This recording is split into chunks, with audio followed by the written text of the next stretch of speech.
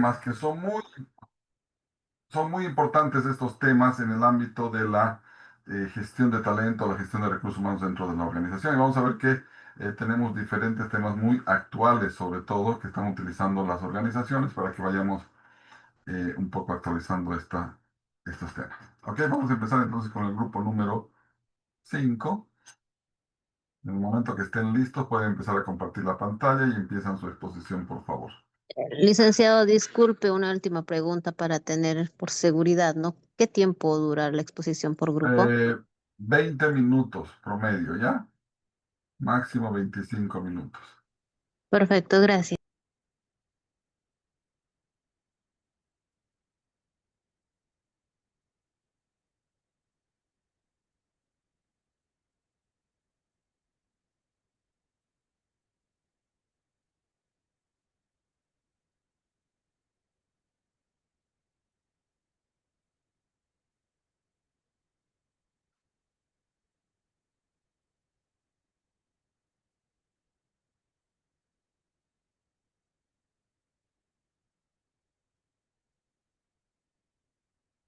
Bien, dando inicio a la exposición, comenzamos con nuestro tema. Somos el grupo número 5. El tema que vamos a exponer es cultura organizacional. Muy buenas noches a cada uno de ustedes y también Magíster. Vamos a comenzar con nuestra exposición. Siguiente, por favor. Bien. Estamos presentando, vamos ya a presentar a cada uno de los compañeros que vamos a dar este tema. Cintia Calvetti, Gabriela Solórzano, mi persona Arlet Patiño, Pamela Larico, Dalia Quispe, Dayan Yugar y Abad Puente. Comenzamos con la introducción. Cultura organizacional. ¿Qué es? Bueno, como para introducirnos al tema, ¿qué es esto de la cultura organizacional? Podemos decir que es un conjunto de normas, valores, creencias que comparten todos los integrantes de una empresa. ¿Qué es lo que va a regir a la misma empresa? También influye en el comportamiento, la toma de decisiones y la forma en que la organización enfrenta cambios y retos. Entonces, como para introducirnos al tema, podemos decir que la cultura organizacional es ese conjunto de normas, valores que van a regir dentro de una empresa, un emprendimiento, etcétera, para el buen funcionamiento. Y esto además va a influir en la toma de decisiones y demás. Siguiente, por favor. También, ¿qué podemos decir? Un poco introduciéndonos a nuestro tema, que se refleja en rutinas, comunicación y rituales internos, fortaleciendo la motivación y el sentido de pertenencia. Entonces, también podemos mencionar que la cultura organizacional pues está muy inmiscuida en la comunicación que tiene que tener una empresa, como que esas normas comunes para que puedan dar un buen funcionamiento a la misma, ¿no? Además, que es clave para atraer ese talento humano, que es lo que hacen y forman a las empresas, y obviamente que va a fomentar la innovación y mejorar los objetivos que pueda llegar a tener la empresa. Y esta va a ser pues una ventaja competitiva sostenible para la empresa. Entonces, la cultura organizacional ya lo van a desarrollar a más profundidad mis compañeros, pero podemos decir que es esas normas que van a hacer el desenvolvimiento de la empresa. Gracias. Continuamos. Buenas noches. Bueno, como anteriormente mi compañera indicaba, la cultura organizacional son un conjunto de valores, creencias, normas, prácticas que forman y distinguen a una organización.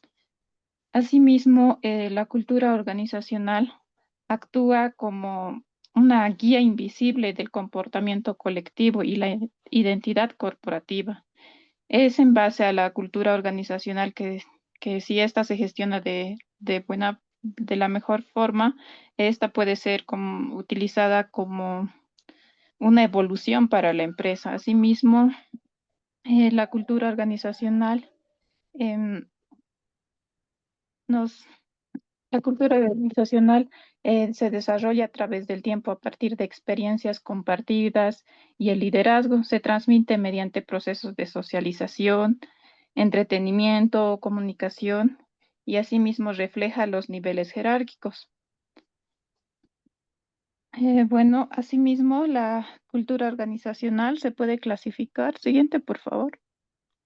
Em, eh, según, depende de diferentes criterios, como ser la estructura de poder,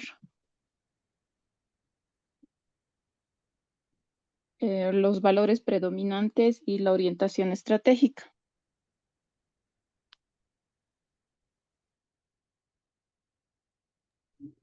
Bueno, vamos continuando y vamos a seguir mostrando lo que son las tipologías.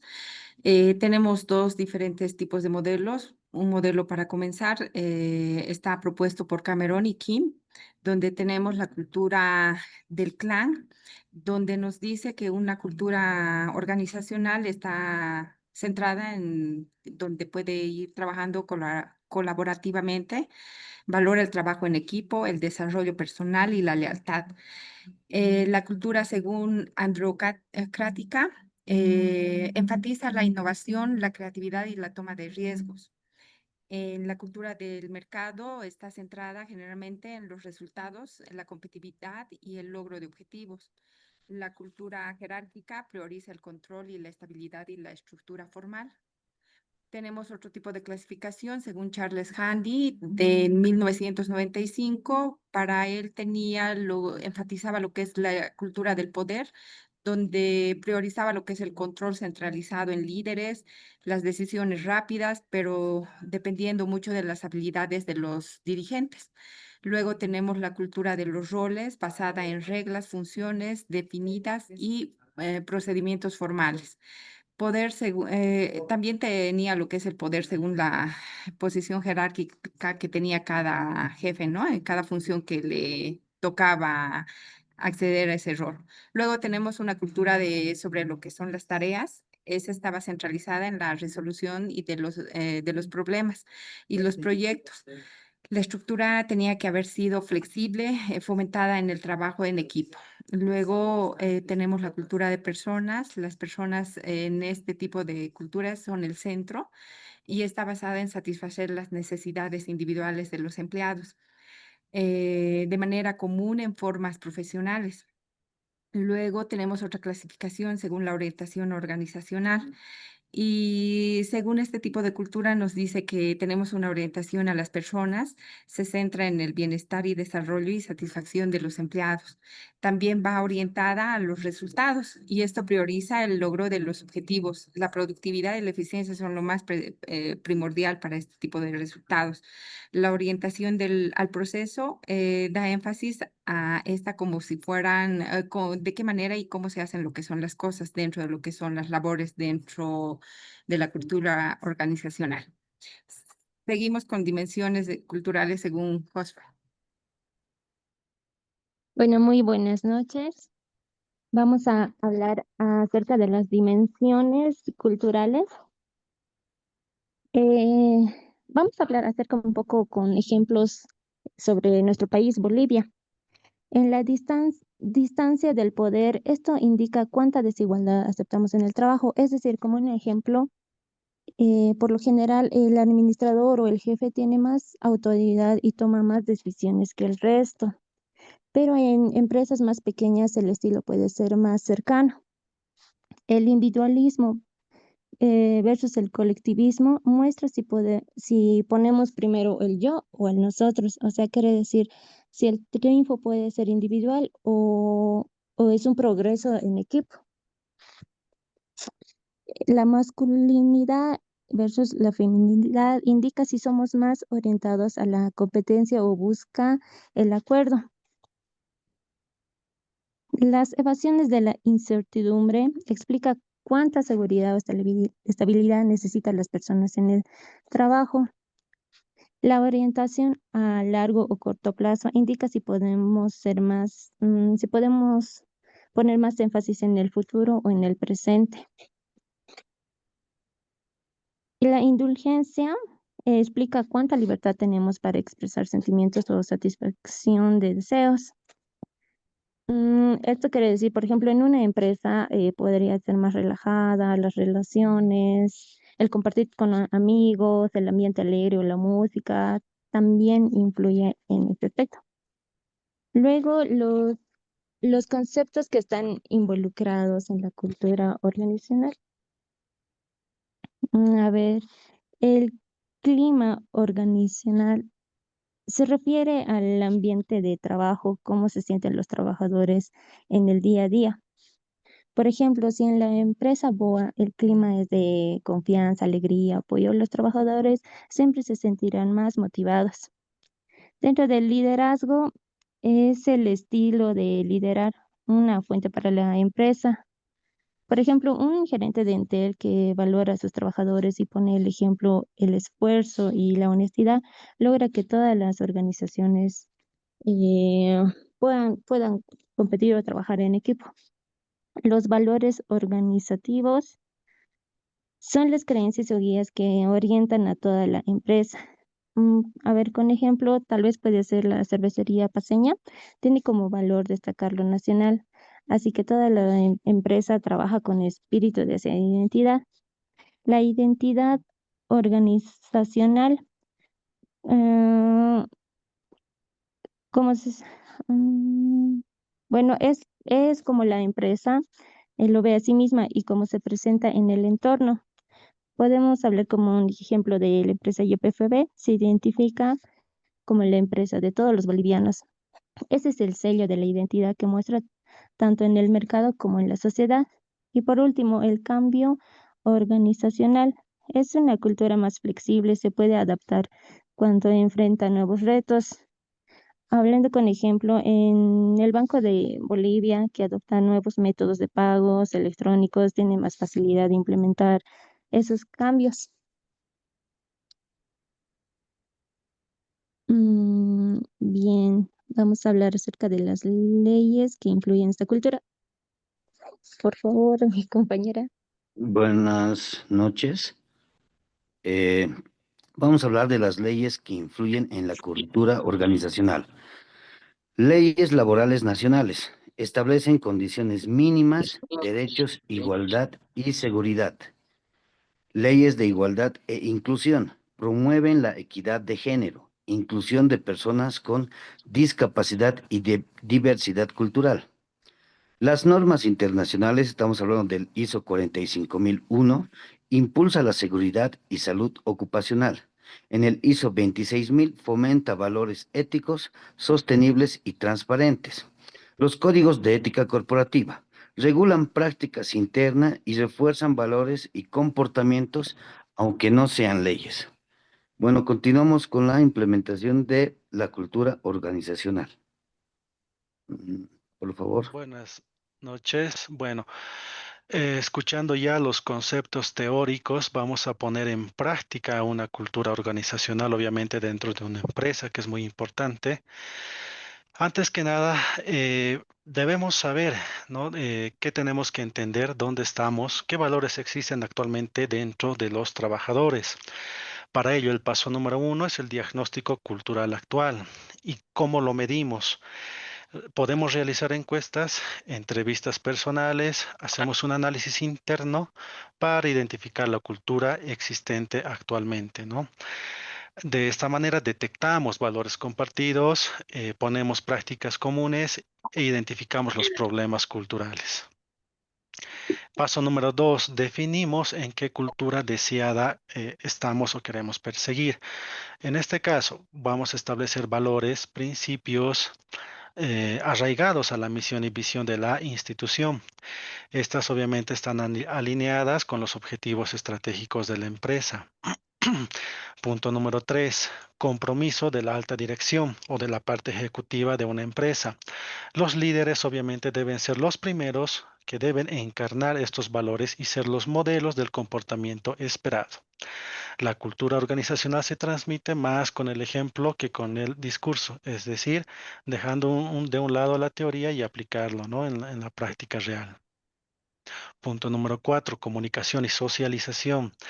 Difundir la cultura a través de manuales de identidad corporativa, charlas, talleres, eventos, canales internos, ¿no? Correos electrónicos, boletines, comunicados, ya sea por intranet, por la red dentro de la empresa. Punto número 5, la integración en los procesos organizacionales. ¿A qué se refiere? Incluir la cultura en procesos de selección del personal, la evaluación del desempeño, planes de incentivos y por último se convierten en una política interna a la que todos debemos obedecer. Paso número 6, capacitación y formación. Realizar programas de inducción, desarrollo continuo para reforzar valores y prácticas culturales. Y el último paso, no menos importante, que es evaluación y la retroalimentación. Es decir, tenemos que medir regularmente el grado de internalización de la cultura. ¿Qué estamos logrando con este cambio cultural o qué tanto se ha adoptado estos valores para obviamente reajustarnos e implementar de la mejor manera, ya que el primer plan o el primer proyecto puede obviamente tener sus reajustes? Es cuanto puedo exponer en este punto. Gracias. Bueno, continuando, vamos a pasar a lo que son las conclusiones. Entre las conclusiones, podemos decir, ¿no?, que la cultura organizacional es una brújula interna que guía a toda la empresa. Es decir, esta llegaría a ser el esqueleto que está compuesta de los valores, las creencias, las normas compartidas que moldea cada interacción, decisión y comportamiento dentro de la organización. La profunda influencia de lo que es la cultura organizacional es la motivación a los colaboradores, es decir, los trabajadores, un sentido de pertenencia y dirección de los esfuerzos colectivos la convierte en un pilar esencial para que ésta no pueda tener una identidad corporativa y una consecuencia de metas estratégicas.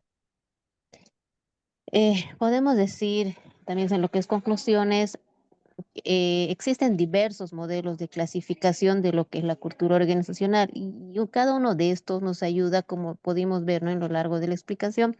Estos modelos nos sirven para diagnosticar la cultura existente dentro de lo que es el área de trabajo.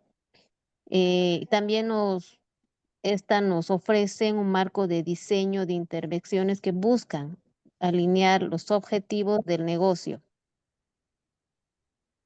Podríamos decir que es evidente que la cultura organizacional se entrelaza con elementos cruciales como el liderazgo, el clima laboral, los valores corporativos y la identidad organizacional, siendo un factor determinante en la capacidad de la empresa para innovar y adaptarse al cambio. Podríamos hablar igual que si bien la cultura no está sujeta a una legislación específica y directa, es decir, si no tenemos una norma exacta, ¿no?, que nos defina en una empresa qué cosas se deben seguir como cultura, el desarrollo de la cultura organizacional es una influencia por un conjunto de normativas de igualdad, conclusión, responsabilidad social, que esto está escrito dentro de lo que es la ISO 45001 y la ISO 26000. Esta ISO establece marcos de entorno lo que es el trabajo ético, los seguros y los justos salarios. En este sentido, la gestión proactiva de la cultura no es solo una buena práctica de gestión, sino que la cultura es una estrategia que contribuye a la atracción y retención del talento. Bueno, para finalizar, podríamos decir una cultura sólida y alineada con estrategia que rige como ventaja competitiva, perdurable, capaz de potenciar el rendimiento y fomentar a la cohesión y preparar a la organización social para los desafíos futuros, hará, ¿no? Que esta organización llegue a tener éxito. Muchas gracias. Muy bien, muchas gracias. Una pregunta para el grupo. Hemos visto la importancia de la cultura. ¿Quién será en una organización, en una empresa, la persona que más influye en la cultura organizacional? La palabra docente, creo siempre la MAE o los altos ejecutivos como líderes son los que van a influir hacia toda la estructura. Exacto. Estaría involucrada para comenzar la parte de gerencia, ¿no? Y después ya tendría que ir impartir, ¿no? Lo que serían normas y reglas de la cultura Exacto. También podría estar, ese va lo que es la gerencia y de ahí podría enfocarse ya lo que es recursos humanos y poner en sus reglamentos lo que... Se le ha cortado. Bueno, sí, pero el punto es cuál. La persona que más alto está dentro de la organización, puede ser la máxima autoridad ejecutiva, el gerente general, es, perdón, es la alarma de los 20 minutos, es la persona que más influye dentro de la cultura de las empresas. Eh, la cultura organizacional, todas las organizaciones la tienen. Ahora, no todos la saben gestionar.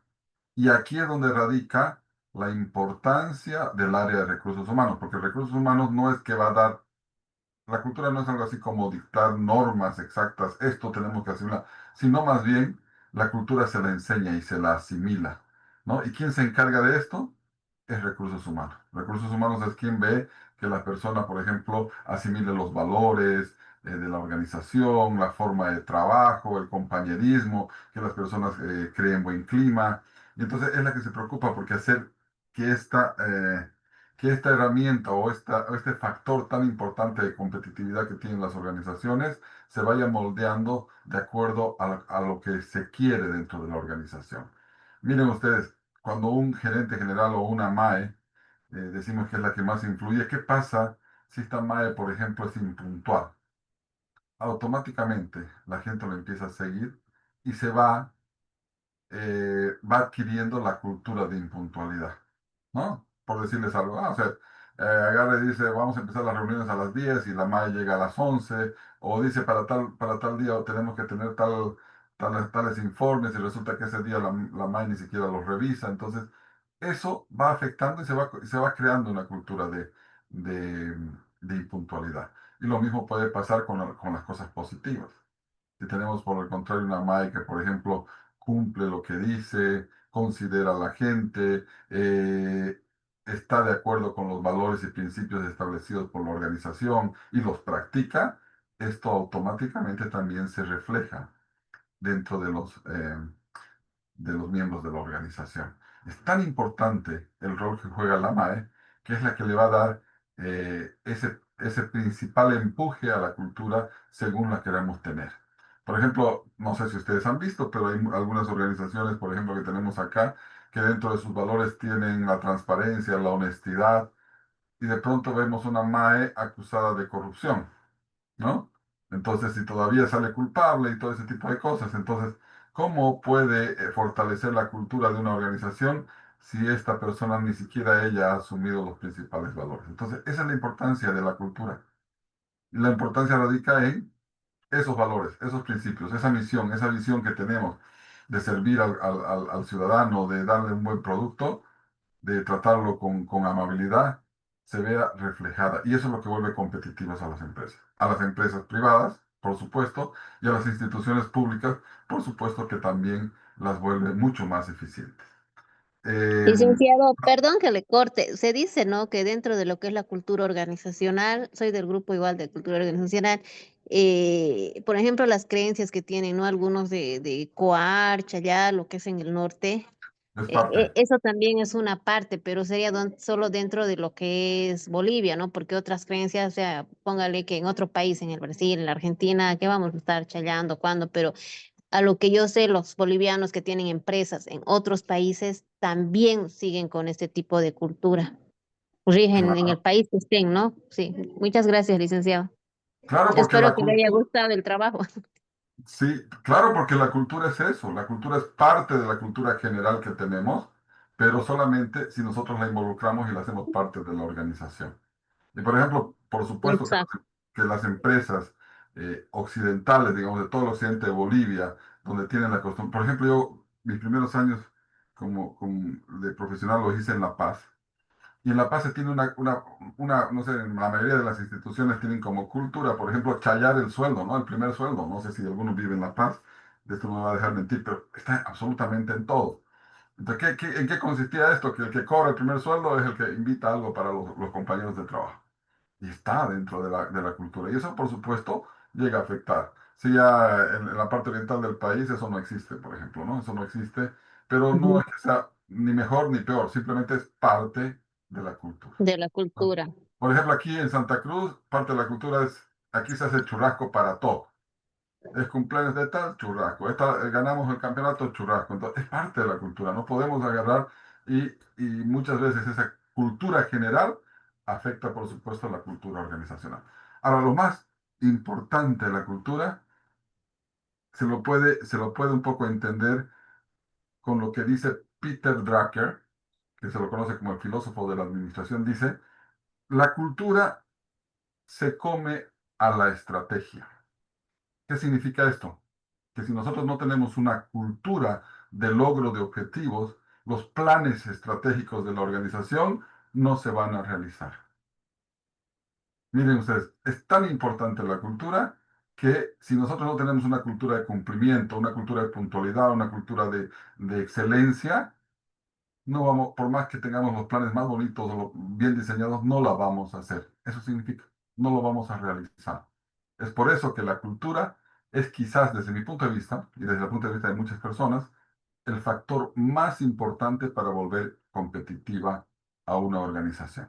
Si tenemos una cultura bien moldeada, porque la cultura se la moldea, ¿no? Ustedes lo decían bien, cuando seleccionamos personas, vamos a seleccionar personas con los valores, los principios que vayan a engranar en la cultura organizacional. De eso hablábamos cuando hablábamos de selección, de hacer que la persona se adapte a la empresa. Y queremos que se adapte a una cultura, ¿no? Entonces, ahí radica su importancia. Bueno, gracias al grupo. Ahora sí vamos a continuar con el siguiente grupo, el grupo número 1. Sí, Licen, buenas noches, ¿cómo está? Bueno, yo voy a realizar lo que es la parte introductoria y voy a compartir la presentación. La verdad es que sí me gustaría estar con la cámara prendida, pero ayer tuve otra presentación y cuando comparto y estoy con la cámara tiende a retrasarse la presentación, quizás sea el internet, así que por esta vez voy a apagar mi cámara, por favor. Ok, Pero sí voy a muy bien, compartir yo Pamela. la presentación. Y eso les Ya, iba a hacer entonces. eso se les iba a hacer recuerdo, porque cuando uno habla en una exposición, no se olviden el mm, tema que hemos visto. 97% de la comunicación, o perdón, 93% de la comunicación no está en las palabras, sino está en cómo lo decimos, cómo miramos, cómo hablamos, ¿no? Entonces siempre hay que tenerlo en cuenta. Y es importante cuando hablamos siempre que las personas nos puedan mirar. Ok, ¿se De hecho, entiende? sí me gustaría, pero voy a intentar de todas formas, pero Se entiende, no se preocupe, si se se entiende. empieza a retrasar, entonces lo apago, por favor. Ok, No adelante, sé, Pamela. voy a empezar a compartir la presentación. Ok, sí está. No sé si se visualiza. Ahora sí, ahora sí se ve. Bien, nuestro tema, que es del grupo 1, es el clima organizacional en la gestión de los recursos humanos. Los integrantes somos mi persona, Pamela, Jocelyn, Oriel, Eusebio y María del Carmen. Y en ese orden vamos a ir presentando la exposición.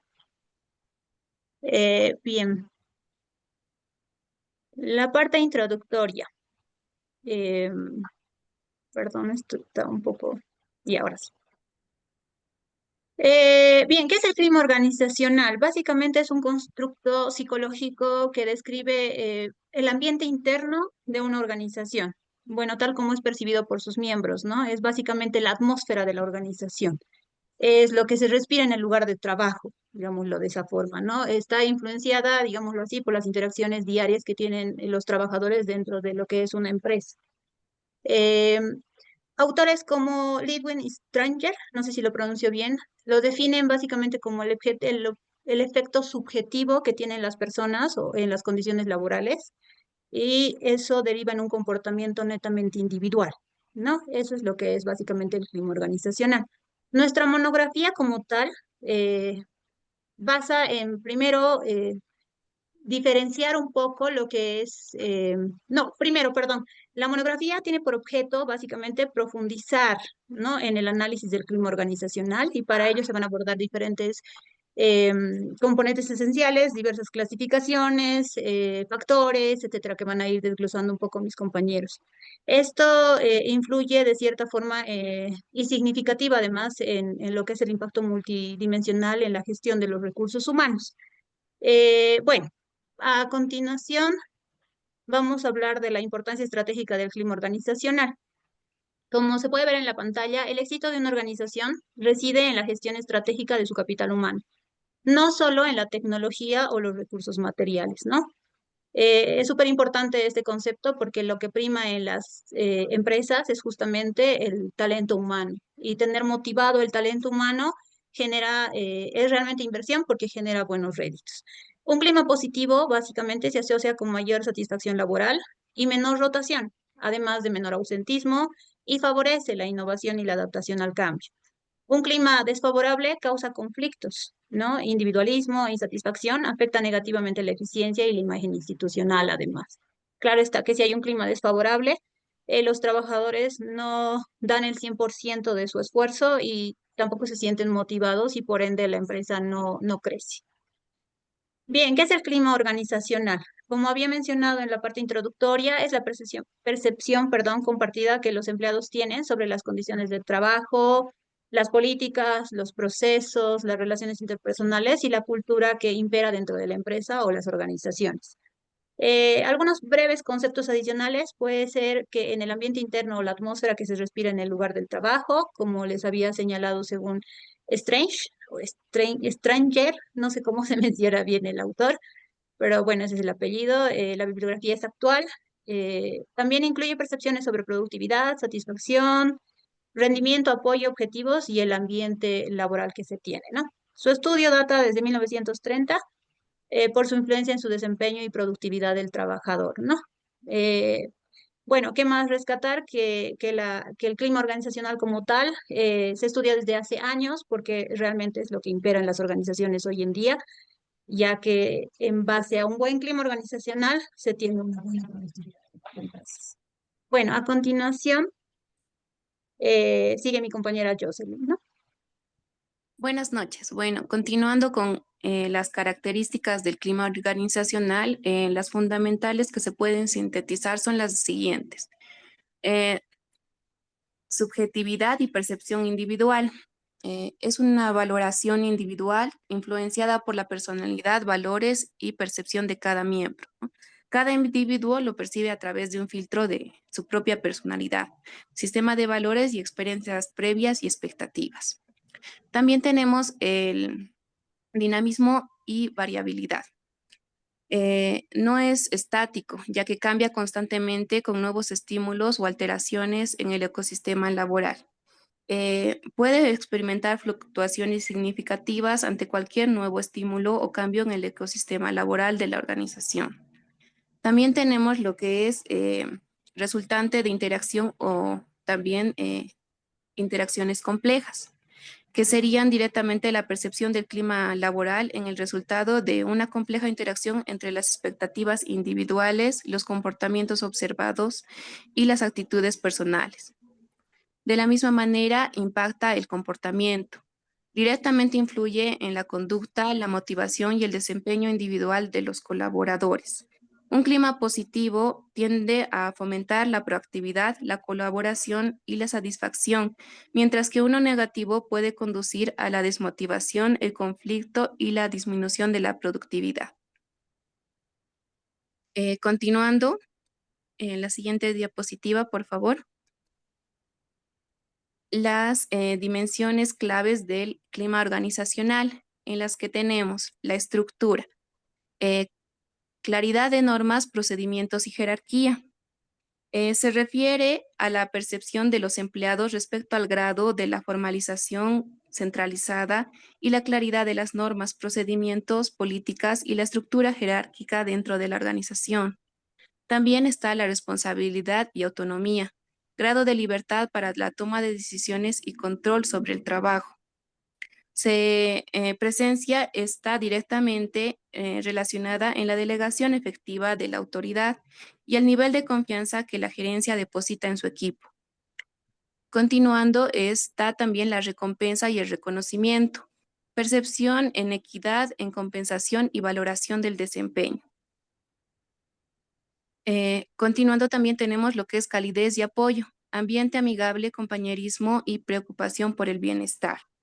Se evalúa el grado en que la organización fomenta, ¿no?, este ambiente positivo y también el compañerismo dentro de la empresa.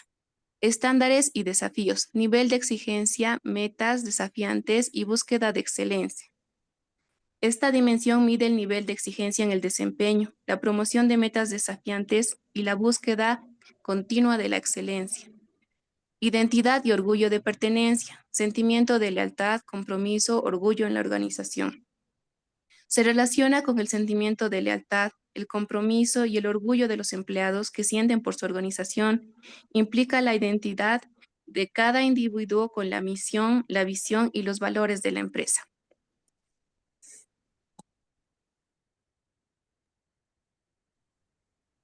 Continuando con mi compañero, por favor. Muy buenas noches, usted, compañeros. Continuando con la exposición. Tipologías y clasificación del clima organizacional. Según Rensis Likert, hace un análisis del sistema de liderazgo y estilos de dirección. Y en función del mismo establece 4 sistemas de clima organizacional. Sistema número 1, el sistema autoritario explotador, ¿no? Un clima con mucha desconfianza, las decisiones son centralizadas, hay un control rígido, ¿no? Los empleados actúan más por obligación que por compromiso. El otro sistema, que es un autoritario benevolente o paternalista, hay cierto interés en el bienestar de las personas, sin embargo, las decisiones siguen siendo centralizadas, ¿ya? Hay cierta delegación, sin embargo, el control sigue siendo estricto. Ya el tercer sistema, consultivo, ya es más participativo. Se consulta a los subordinados antes de tomar ciertas decisiones. Hay una comunicación más fluida, tanto de abajo arriba, de arriba abajo. El último sistema hace referencia al participativo, ¿no? Un sistema completamente democrático, colaborativo. Hay decisiones compartidas. La comunicación es mucho más abierta y hay mayor confianza entre las personas y hay un ambiente de trabajo en equipo, innovación. De igual manera, tenemos a este otro autor, Roger Hutchison. Ya él hace un análisis un tanto diferente con relación a la cultura que predomina en la organización. Habla de un clima de poder, ¿no? De igual manera, un control centralizado, las decisiones dependen de las relaciones interpersonales y hay mucha dependencia, ¿no? El clima de rol, que hace referencia a un fiel cumplimiento en cuanto al manual de funciones, ¿no?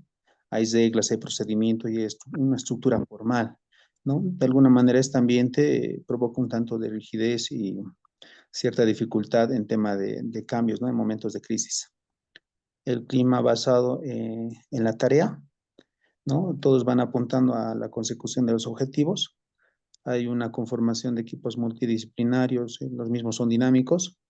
Ya hay una competencia técnica, por así decirlo, ¿ya? Y el último, que es clima de persona, ¿no? Que hace referencia ya al énfasis en el talento humano. Hay respeto mutuo, hay oportunidades de desarrollo, se promueve la autonomía, la innovación, ¿no?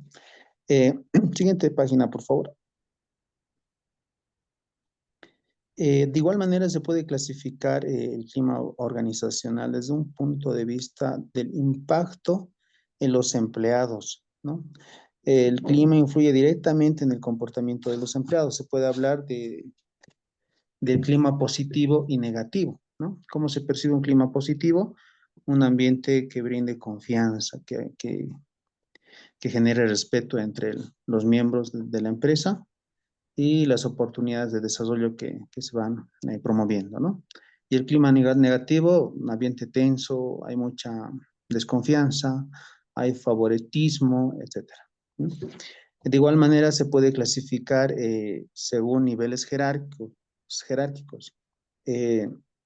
La percepción, ¿verdad? Que la característica del clima organizacional es subjetiva, va a depender de la posición que la persona ocupe, ¿no?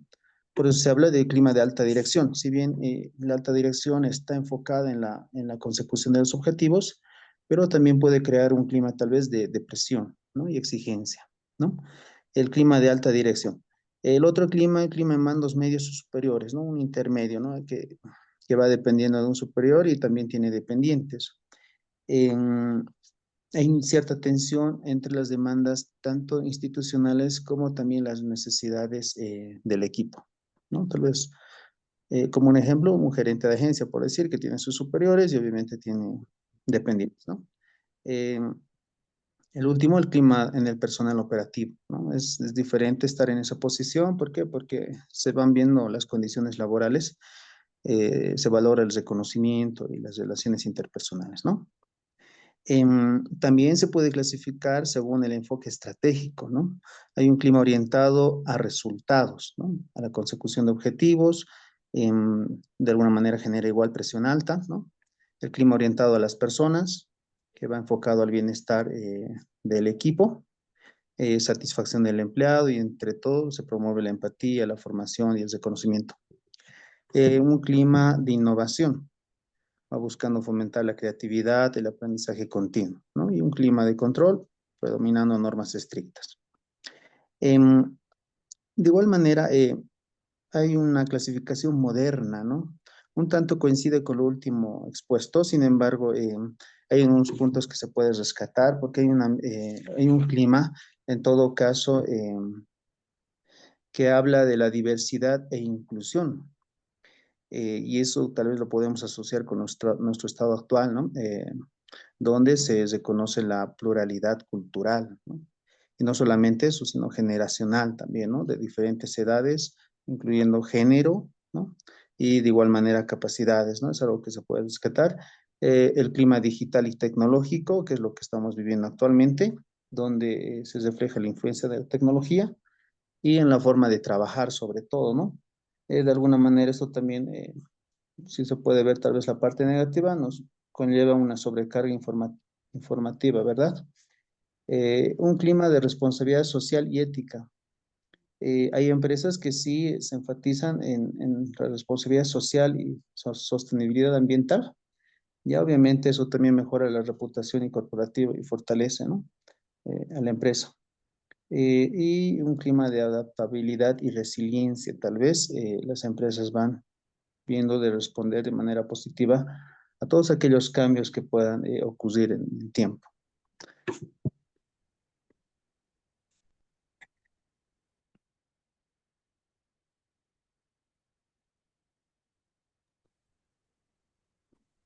¿Cómo están? Buenas noches, Magíster.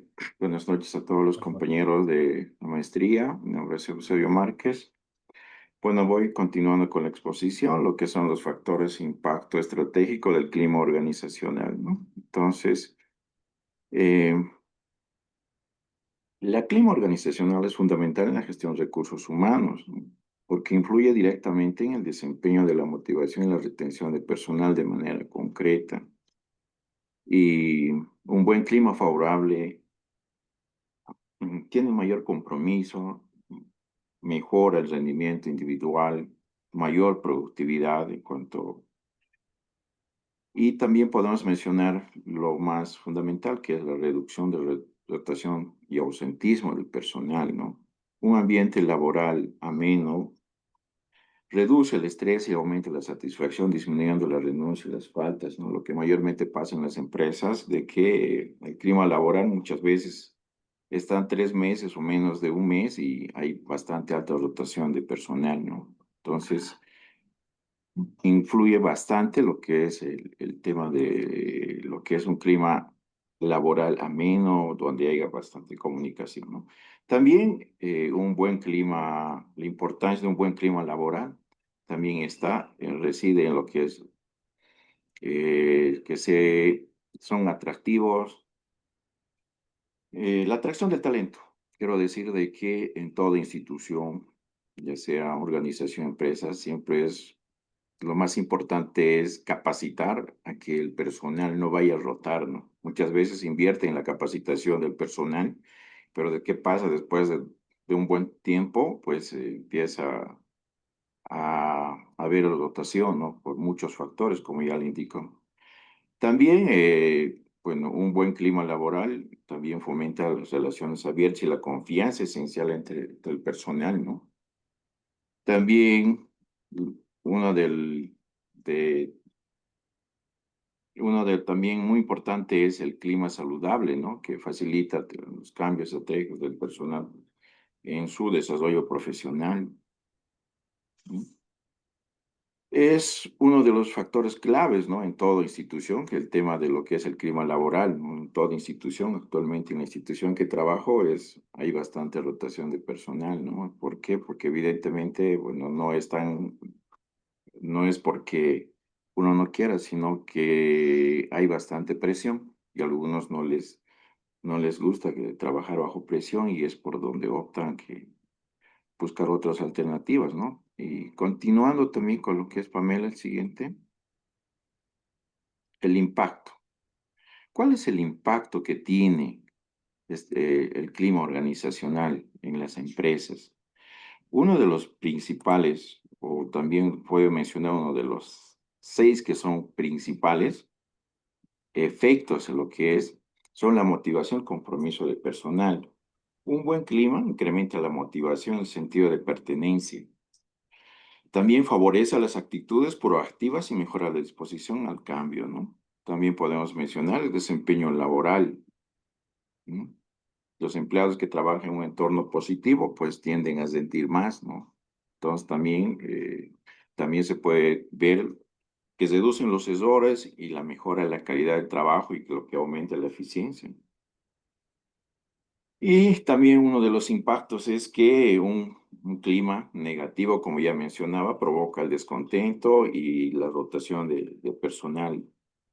Un entorno saludable también mejora, ¿no? La retención de del personal. Y también, como puedo mencionar también lo que es los ambientes tóxicos, ¿no? Que aumenta el estrés, las enfermedades laborales, ¿no? Y también lo que provoca lo que es las enfermedades, salud mental, física, reduciendo esto el ausentismo, ¿no?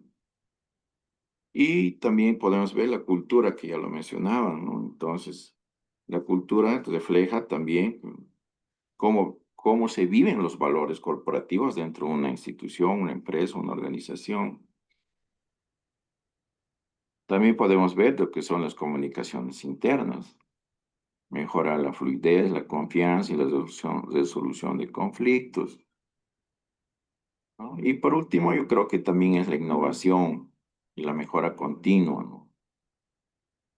Donde los empleados se sientan libres de proponer mejor sus ideas, menos represalias.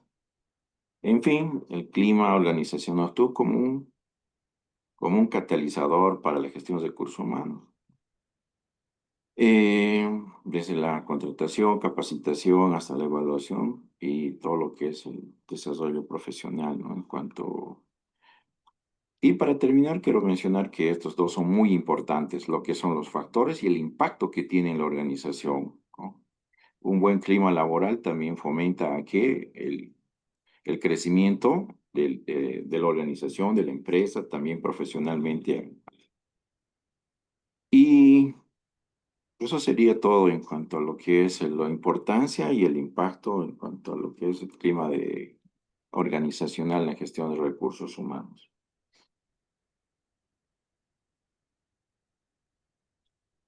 Muy bien, buenas noches a todos. El clima laboral se cuida, se trabaja y se fomenta en una empresa, no bajo una normativa legal como tal. Sin embargo, tiene ingresos multivariantes porque principalmente está regido por diferentes normas y leyes. La principal, la Ley General del Trabajo, pese a que solamente 35% de la población económicamente activa está bajo un régimen de dependencia, ¿no? El resto de la población activa son gente que trabaja de manera independiente, ¿no? Y por riesgo propio. Sin embargo, la Ley General del Trabajo enmarca eh, y muchas otras de estas empresas lo consultan un poco para guiar y para precisamente enriquecer ese clima laboral bajo el cual se desenvuelven. También está regido bajo las normas de seguridad, las que están vigentes ahora en Bolivia, en lo que hace a la seguridad industrial sobre todo, ¿no? Proporcionar un ambiente seguro a los colaboradores hace parte del clima laboral en el que estos se desempeñan. También está regido bajo otra norma que es la Ley de Higiene y Seguridad Ocupacional y de Bienestar, ¿no? Que precisamente habla de lo que Eusebio comentaba en su exposición, lo que hace a la salud mental de los trabajadores. Esto tiene mucho que ver porque un empleado que está en paz y está tranquilo puede rendir mejor en el trabajo. Entonces, también, si podemos pasar, por favor, Pame, ¿no?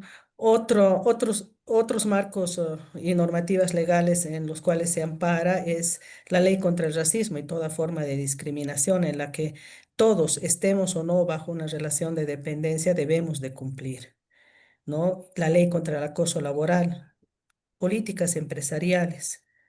Y adicionalmente a esto, también dentro de cada institución o de cada empresa tienen su propio marco legal, se podría decir, o sus propias políticas, ¿no? Que se nos exige cumplir.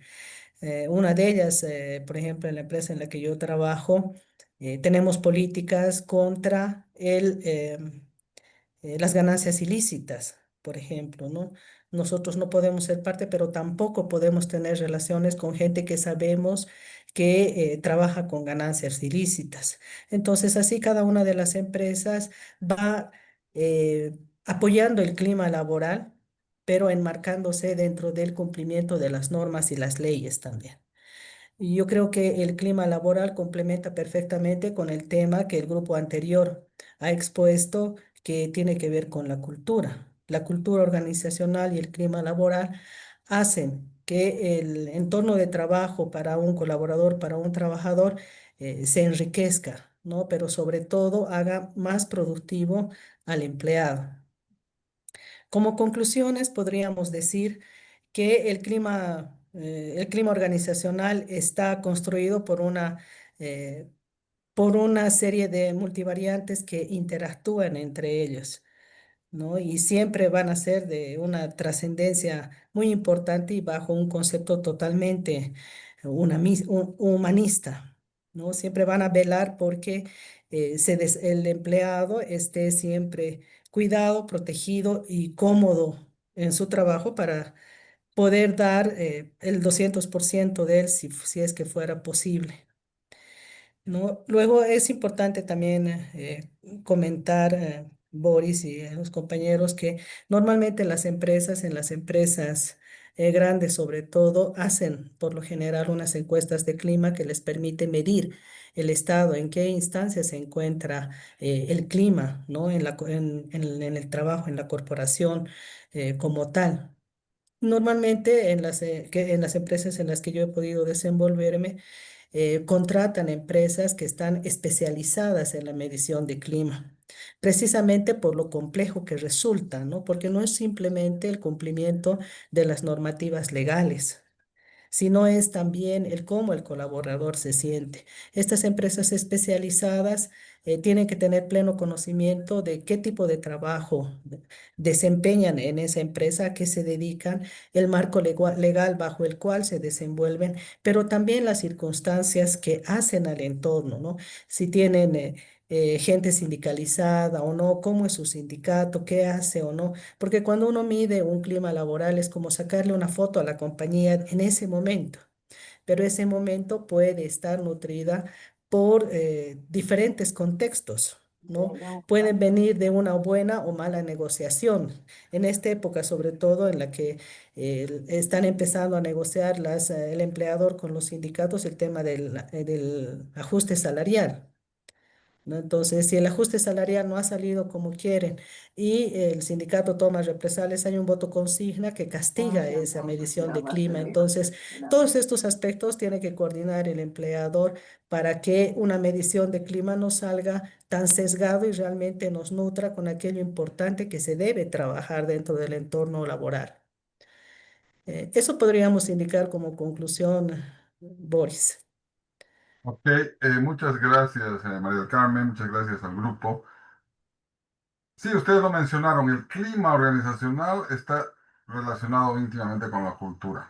Miren ustedes, instituciones con culturas organizacionales positivas, climas organizacionales positivos. Y es muy acertado lo que dice, clima no solamente es cumplir la normativa, porque si no, no habría competitividad. Imagínense, la normativa respecto al acoso laboral, la seguridad industrial, si no la cumplimos, eso, bueno, pues tiene su sanción legal. Pero el clima como tal nos da la competitividad cuando las personas se sienten bien, es como perciben, cómo se sienten tratados con respeto, porque puede haber, digamos, organizaciones que cumplan legalmente todo, pero no necesariamente su gente se siente respetada o se siente identificada con la organización y no va a dar ese 100% que podría dar, ¿no? Entonces, son dos aspectos, pero lo más importante es rescatar, uno depende del otro, ambos tanto cultura como clima se complementan, Complemento. afecta uno al otro, pero ambos nos dan competitividad. Y a nosotros lo que nos interesa como empresa sobre todo, y también como instituciones, por supuesto, que la percepción de que la gente que trabaja en nuestra organización sea buena, se sienta bien, se sienta respetado. Miren ustedes qué tan importante es eso cuando las personas se sienten, por ejemplo, con seguridad en el trabajo. ¿No? Que no te van a votar porque pestañaste demasiado, sino que simplemente quizás tiene que ir muy mal a la empresa para que pueda hacer reducción de personal. Entonces, el clima es Claro. cómo me siento. Y mucha gente no se va de su empresa, de su organización, por el clima. Y quizás en otro lugar le están ofreciendo más dinero, pero aquí se siente bien, se siente seguro y prefiere quedarse. A veces no podemos pagarle más dinero, pero sí podemos darle, siempre le vamos a poder dar mejor clima a las personas que trabajamos con nosotros. Y al Muchas gracias. igual como comentaste en la exposición anterior, Boris, una medición de clima o trabajar en el clima o trabajar en la cultura tiene que estar 100% esponsoreado por la mesa gerencial, ¿no? Así es. Desde la cabeza de la mesa gerencial tiene que bajarse la cultura y el trabajo en el clima como tal. Puede que en una medición, he visto realmente mediciones en las que los resultados son bien ácidos, ¿no? Son muy bajas las calificaciones que hasta podría resultar desalentador para la empresa, ¿no? Recibir esos datos, pero lo importante es lo que se hace a partir de hasta la siguiente medición. ¿Qué es lo Ujú. que se ha podido avanzar? ¿Qué es lo que se ha podido lograr? ¿En qué nos están percibiendo mal? Y ahí es donde Correcto. vamos a ser los mejores. Miren, hablando de esto, por ejemplo, cuando hablábamos del tema de reclutamiento, ¿se acuerdan que les decía, las personas van a trabajar en esas empresas que son bien concebidas? Y les hablaba de un estudio de clima que precisamente es el Great Place to Work, es un estudio de clima, básicamente, donde las empresas de este ranking internacional se someten y mide todas estas dimensiones que ustedes las explicaron, ¿no? Entonces, en este ranking dice prácticamente es una empresa, vamos a llamar así, digamos, neutral, ¿no? Porque no está ni a favor de los empleados ni a favor de los dueños de la empresa o de los empleadores, y hace este estudio de clima. Hace este estudio de clima donde ubica y nos da realmente una radiografía de cómo nos está percibiendo la gente que trabaja con nosotros. Muchísimas gracias al grupo. Bueno, Gracias, pues Boris. vamos a Gracias, usted. empezar. No, pues a ustedes las gracias siempre. Grupo número 2. Tenemos el grupo número 2. Les propongo no hacer pausa hoy, como la cosa está muy de intervenciones eh, de diferente, no creo que nos lleguemos a cansar, no haremos pausa, sino iremos de corrido para terminar más temprano. ¿Les parece bien? ¿De acuerdo? Ok. Listo, entonces nos vamos con el grupo número 2, por favor. Buenas noches, somos el Adelante. grupo número 2, evaluación de desempeño 360 grados. Nuestro grupo está conformado por comenzaré por Enrique Rodríguez, Alan Lara, Omar Quena, Josafat Gordillo, ¿ya? Un grupo de 5, el cual vamos a describir todo lo que es evaluación de desempeño. Voy a hacer compartir de pantalla.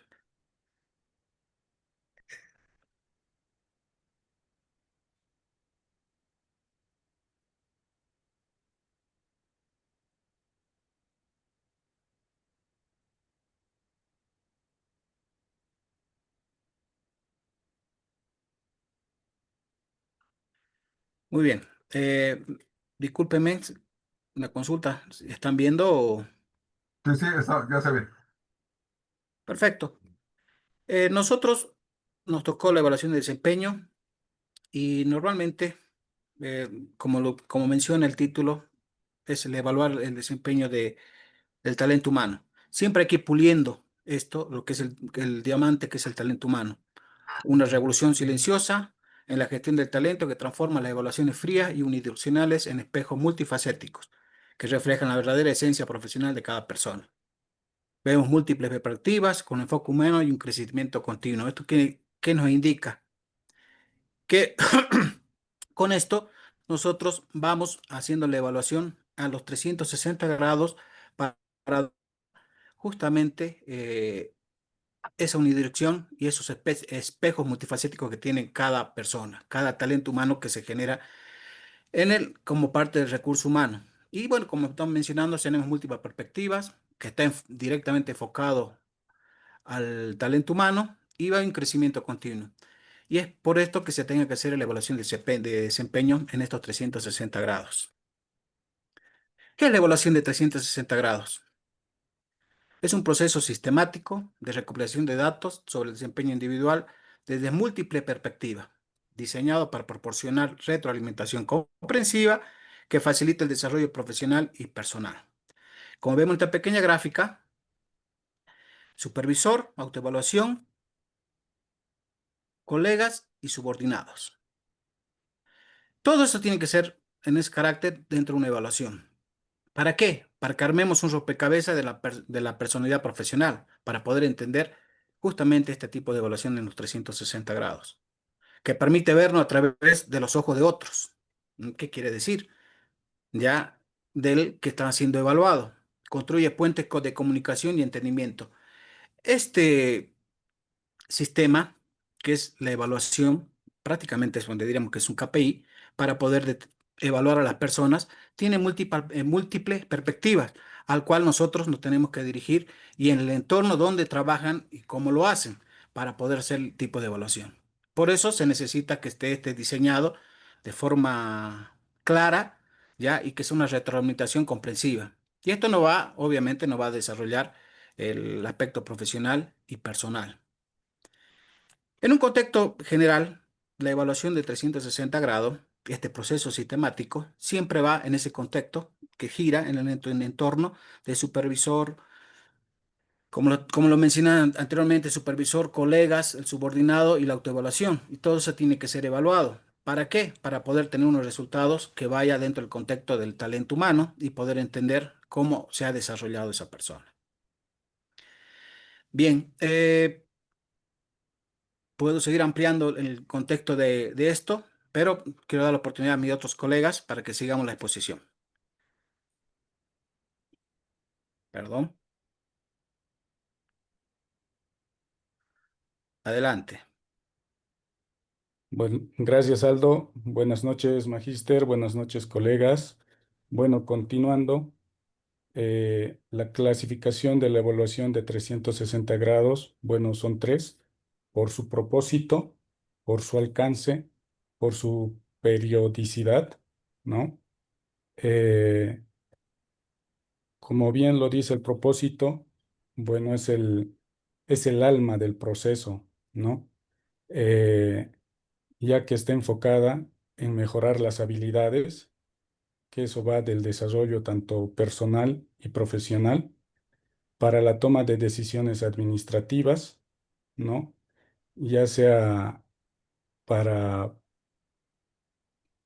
para dar incrementos salariales, para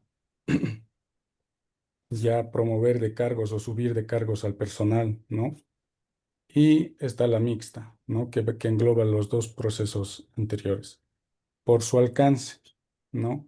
Esto implica qué tan completo queremos que sea esta evaluación, ya que eh, ahí puede ser, estamos calificados por nuestro por nuestros superiores, por nuestros mismos mandos, por nosotros mismos, ¿no? Si tenemos subordinados, por ellos igual, ¿no? Y la evaluación parcial, ¿no? Que puede ser por solo fuentes claves, ¿no? Por su periodicidad, no puede ser anual, semestral, puede ser continua, dependiendo a los objetivos de la empresa. La siguiente diapositiva, por favor.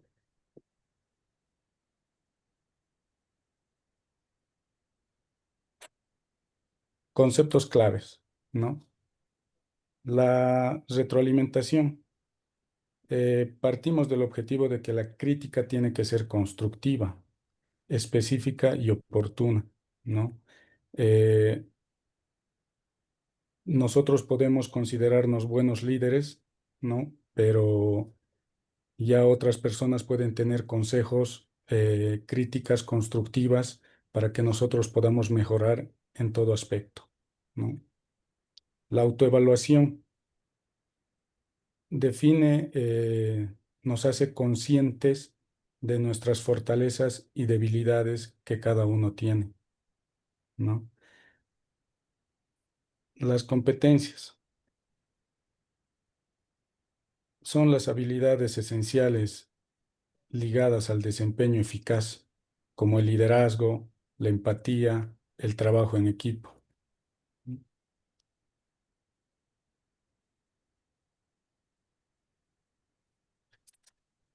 El plan de desarrollo, en realidad, son las acciones concretas para mejorar a partir de la evaluación recibida.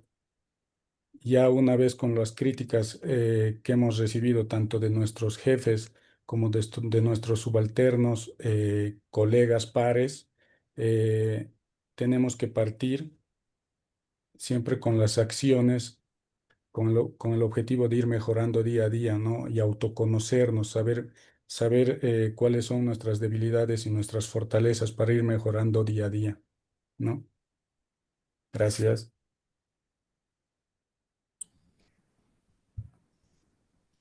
¿Cómo está? Buenas noches, Magíster. Buenas noches, compañeros.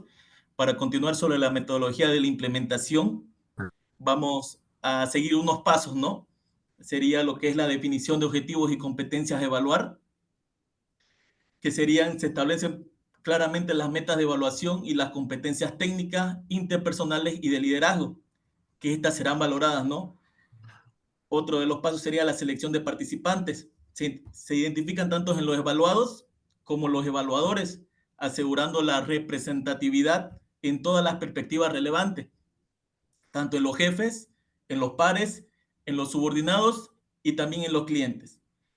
Esto sería también, otro de los pasos sería el diseño de instrumentos. En el diseño de instrumentos se elaboran cuestionarios o escalas de evaluación con criterios claros, mensurables y alineados a los objetivos definidos.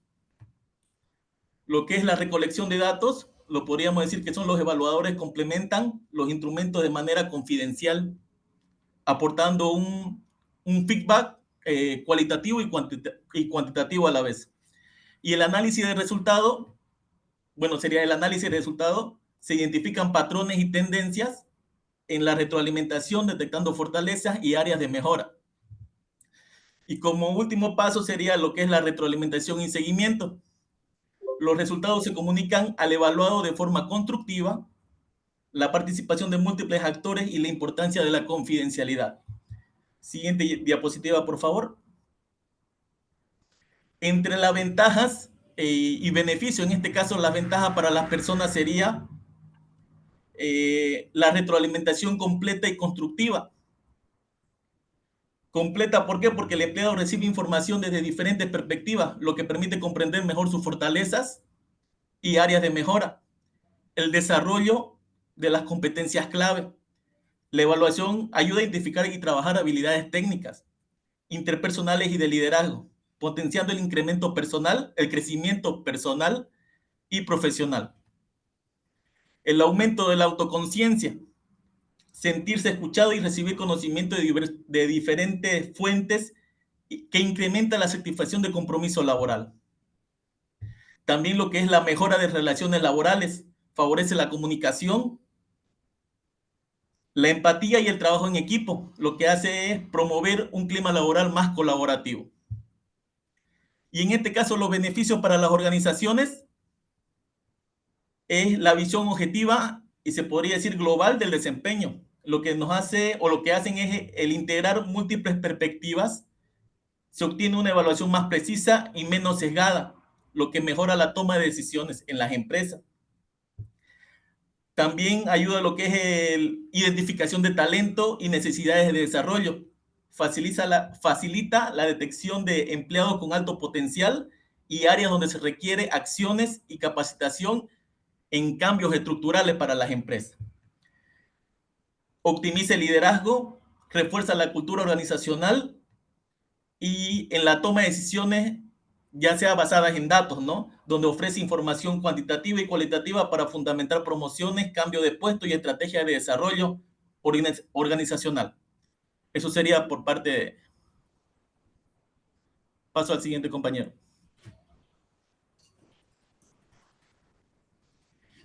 Muy buenas noches. Complementando el tema de desafíos y limitaciones, ¿no? que tenemos en el momento de realizar las evaluaciones. Tenemos tres tipos, ¿no? Lo que serían los técnicos, los organizacionales y los culturales, ¿no? Dentro de los desafíos técnicos tenemos diseñar un buen cuestionario. Es un arte, ¿no? Lo que sería para evitar el tema de formularios mal estructurados, preguntas ambiguas o no alineadas, ¿no? Con las competencias, pero con las competencias clave, la falta de escalas de calificación objetivas y comprensivas, ¿no? Eso en la parte de diseño de cuestionarios. Del anonimato, ser guardián de secretos para garantizar respuestas secretas, ¿no? Entonces, básicamente, a veces uno se siente un poco más tranquilo al momento de poder, de no saber que está siendo evaluado, ¿no? Para evitar justamente eso, de sentirse un poquito presionado, ¿no? Después el tema de procesamiento de datos, encontrar patrones en un mar de opiniones requiere experiencia, ¿no? Y el tema de la interpretación, que requiere sensibilidad y mucha sabiduría. Ahora, en los desafíos y limitaciones organizacionales, tenemos lo que es la resistencia al cambio, que es una forma natural y humana de sentirse bajo una lupa, ¿no? Básicamente, y que nos están evaluando todo el tiempo, que no todos somos propensos a que nos pueda gustar algún tipo de cambio en el ambiente, ¿no? Cuando uno ya está en su, pero cuando uno está ya en un momento donde está todo alineado, todo tranquilo, viene este tipo de evaluaciones donde uno puede sentir bastante presión, ¿no? Después el tema de las capacitaciones, el enseñar a dar feedback sin herir o recibirlo sin defenderse, ¿no? Poder adaptarse a los nuevos cambios que estamos teniendo sobre el tema de capacitaciones.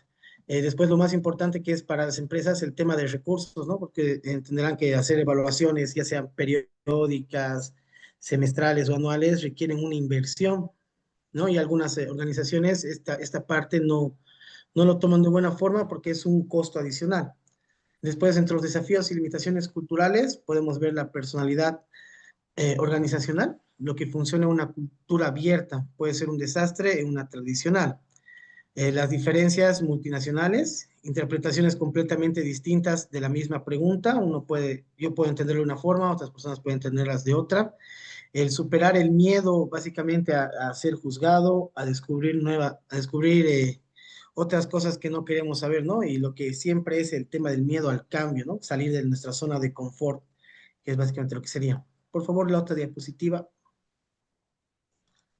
Después tenemos el marco legal y normativo, según la legislación laboral. La Ley General de Trabajo de Bolivia, el artículo 6, garantiza igualdad de oportunidades y no discriminación en el ámbito laboral, ¿no? Tenemos los principios fundamentales, debe respetarse cualquier proceso de evaluación de desempeño. Después el tema del derecho de trabajo, que es conocer los criterios, ¿no? Derecho a conocer los criterios de evaluación antes del proceso, el acceso a los resultados, la que vendría a ser el tema de la evaluación que se nos ha realizado, y el presentar recursos, derecho a presentar recursos si se considera que la evaluación ha sido injusta o discriminatoria, si uno no está satisfecho con los resultados que reflejan la evaluación, ¿no? La protección de datos, que es la confidencialidad, garantizar la confidencialidad en la recopilación y procesamiento de información personal. El uso apropiado, la información debe utilizarse exclusivamente para los fines declarados del proceso. Dentro de las normas internacionales tenemos las directrices de OIT, estándares internacionales sobre la evaluación del desempeño y gestión de talento humano, y las organizaciones multinacionales deben considerar estándares internacionales en sus procesos de evaluación. Cedo la palabra a mi siguiente compañero. Gracias. Muy buenas noches, estimado magíster, colegas. Continuando con la exposición, vamos a pasar, ¿no? Al siguiente punto, que son las mejores prácticas.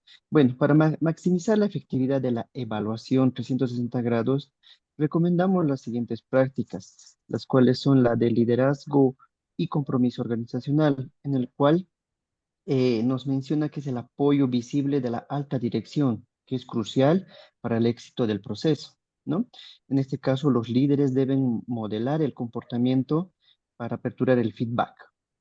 Otro punto que podemos recomendar es la comunicación clara y transparente, en el cual los participantes deben comprometer claramente el propósito, tener claro, ¿no?, el proceso y los beneficios, en la cual la transparencia genera confianza y participación activa. Siguiente punto, siguiente recomendación, podemos mencionar la capacitación adecuada. Tanto como los evaluadores y los evaluados deben recibir, ¿no?, formación sobre el feedback constructivo. Es decir, que enseñar a dar y recibir es fundamental.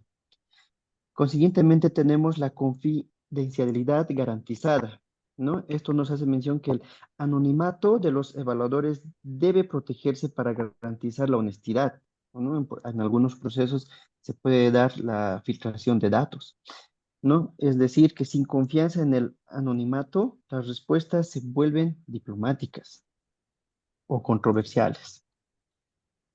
Posteriormente podemos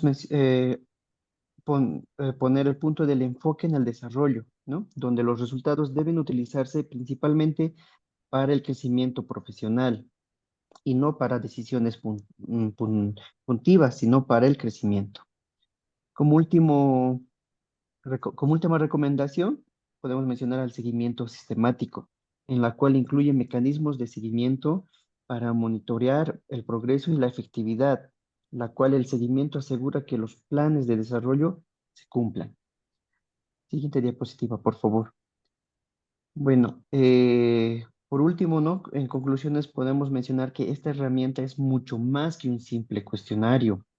Es una invitación a mirarnos en múltiples reflejos, espejos, para elegir, ¿no?, para poder elegir la transparencia por encima de la comodidad. También se puede concluir que es una inversión integral, No. que va más allá de lo monetario, ¿no? Es para que la energía, es para energizar los cambios y los hábitos, ¿no?, en paciencia, para que maduren y se surjan los frutos. Como también podemos concluir que es un coraje organizacional. El éxito no depende del valor para comprometerse, para no perderse, y la humildad para reconocer que siempre hay espacio para crecer. Por último, podemos mencionar que el brillo transformador no es un brillo de las organizaciones exitosas que reportan en los ojos de las personas que son tomadas en cuenta y son valoradas en la organización. y la cual les impulsa a desafiarse a ser mucho mejores. Por lo cual, ¿no? La evaluación de 360 grados no es una varita mágica de crecimiento y transformación organizacional, pero es una herramienta poderosa de transparencia que toca los corazones de las personas y construye puentes en lugar de muros. Por último, voy a ceder la palabra a mi estimado colega Aldo. Bien, Muchas gracias. bien, estimados compañeros. También voy a compartir en la parte de anexo lo que es un KPI, una evaluación de desempeño, para que tenga conocimiento del contexto de todo lo que ya hemos hablado.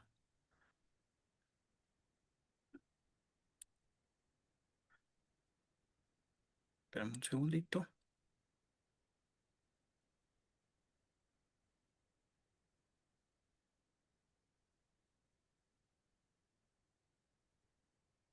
Bien, eh, dígame si Se puede ver. se puede ver muy bien. Bueno, esto es trabajado, si ven, en el desarrollo, va de la configuración, ya que tenemos aquí. La productividad, bueno, creamos categoría dentro de aquello con las preguntas correspondientes a la categoría que corresponde para elaborar un KPI en el desarrollo. En cada una de estas, ya, inicialmente tenemos 20 preguntas, ¿ya? ¿Para qué? Para que mediante los datos de empleados, nosotros de igual forma vamos llenando los datos de empleado en cada uno de estos para tener un registro al momento de obtener la evaluación, ¿ya? La evaluación de desempeño. En este caso o en este contexto, cuando ya comenzamos a hacer la elaboración de desempeño, vamos a obtener los datos que nosotros estamos buscando. Internamente, por ejemplo, se va manejando y se va a obtener, voy a tratar de hacer esto más simple. Vemos que estamos manejando una escala de Likert, ya donde vemos de lo que va por debajo de la expectativa hasta la más alta expectativa para poder tomar las valoraciones necesarias y poder determinar qué puntaje necesitan esta evaluación de desempeño. Y es necesario tener este tipo de evaluación. ¿Para qué? Para que mediante las preguntas que hayamos realizado ya en la configuración, ya en el área de productividad, un ejemplo, ¿no? Nos dice cumple con la carga de trabajo esperada y lo logra el resultado específico. Y en la escala de Likert podemos indicar, dependiendo quién hace la evaluación, siempre es una parte superior de la parte evaluativa, dice supera las expectativas. Y en este contexto, en cada una de las preguntas realizadas ya y desarrolladas, obviamente se tiene que marcar, decir, bueno, a qué supera o no supera y en las condiciones del trabajo que realizan. Y de esta forma determinamos ya el valor ya de cuánto puntaje obtenido. Entonces, tenemos una nota de 92 puntos en este ejemplo y tenemos una tabla de configuración al cual nos refiere que arriba de 81 puntos, esta supera, tiene altas expectativas. Bueno, este es un ejemplo, un pequeño ejemplo que se sacó para poder determinar de dónde se obtienen los KPI. Los KPI vienen posteriormente, se hace un dashboard, bueno, con todos estos resultados para obtener una gráfica más clara y indicar las evaluaciones que se haya realizado a cierto grupo en cierta área específica para poder tener un contexto más claro de este desarrollo. Bueno, es sido algo simple y no quiero ampliar mucho más en este contexto, dado que tengo otros KPI también que puedo explicar de forma más implícita el desarrollo de cada una de ellas para poder obtener estos resultados. Eso sería, mi estimado Muchísimas gracias, docente. Aldo.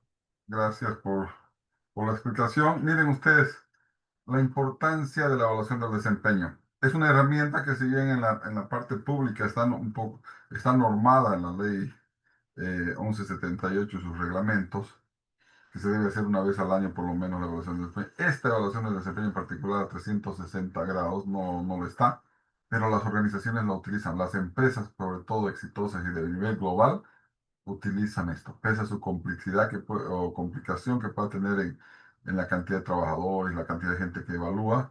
Es una herramienta que nos permite, sobre todo, mejorar a cada una de las personas de nuestra organización y así lograr la competitividad que se quiere, ¿no? Sabemos en administración que solo se puede mejorar aquello que se puede medir. Y bien lo decía su compañero, es un KPI que nos permite ver justamente cómo estamos en el desempeño de cada uno de nuestros trabajadores para así mejorar el comportamiento global. Muchas gracias al grupo. Entonces, ahora vamos a ir, bueno, y no me voy sin decirles esto. Legalmente, la 360 grados, la evaluación 360 grados no está obligada por ley, pero las organizaciones de éxito la aplican. ¿Por qué? Porque quizás sea una de las mejores herramientas para mejorar el desempeño, para volver competitivas a las empresas.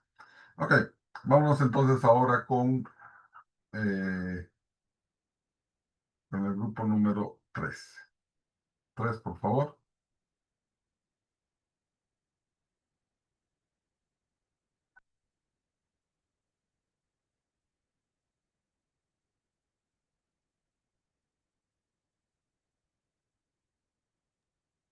¿Cómo está, licenciada? Buenas noches, compañeros. Buenas noches. Sí, vamos a empezar con la presentación.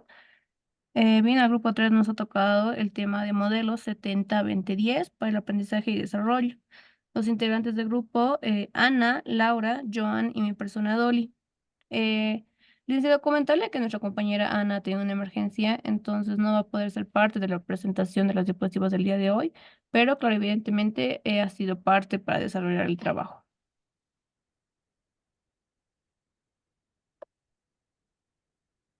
Bien, empezamos con la introducción. Nos dice que el modelo 70-20-10 es un marco de referencia que sugiere que la mayor parte del aprendizaje y desarrollo afectivo en el ámbito laboral proviene de la experiencia práctica, ¿no? Es decir, la interacción con otros y la formación formal. Nos dice que esta perspectiva rompe con los esquemas tradicionales, centrados exclusivamente en la formación académica, promoviendo una visión más integral del desarrollo del capital humano. Bien, la clasificación y estructura, el 70%. El 70% se refiere al aprendizaje experiencial, es decir, que esto ocurre mediante la ejecución de tareas, ¿no? Sobre la resolución de problemas reales, el enfrentamiento a desafíos o rotación de puestos. Es decir, que este tipo de aprendizaje es altamente contextual y genera conocimientos tácitos. Bien, actividades sobre el 70%, sobre el aprendizaje experiencial. Hablamos sobre lo que es resolver problemas, es decir, encontrar soluciones. También vemos los nuevos proyectos, es decir, el tema de poder salir de la zona de confort. También vemos el tema de las asignaciones desafiantes que se basa en adquirir nuevas habilidades. El tema de la actividad de liderar se refiere a desarrollar habilidades de liderazgo, ya sea en un equipo o en un proyecto. Afrontar los errores nos dice que es cada tropiezo, ¿no? Que es una oportunidad de crecimiento. Y el cambio de puesto se refiere a experimentar diferentes roles o departamentos. Bien, va a continuar Laura.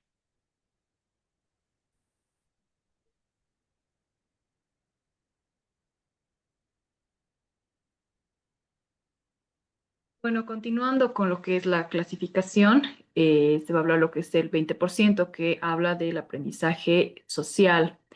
Y bueno, nos dice, ¿no? Que es un aprendizaje un poco más informal, pero está muy bien estructurado dentro de lo que son las relaciones interpersonales.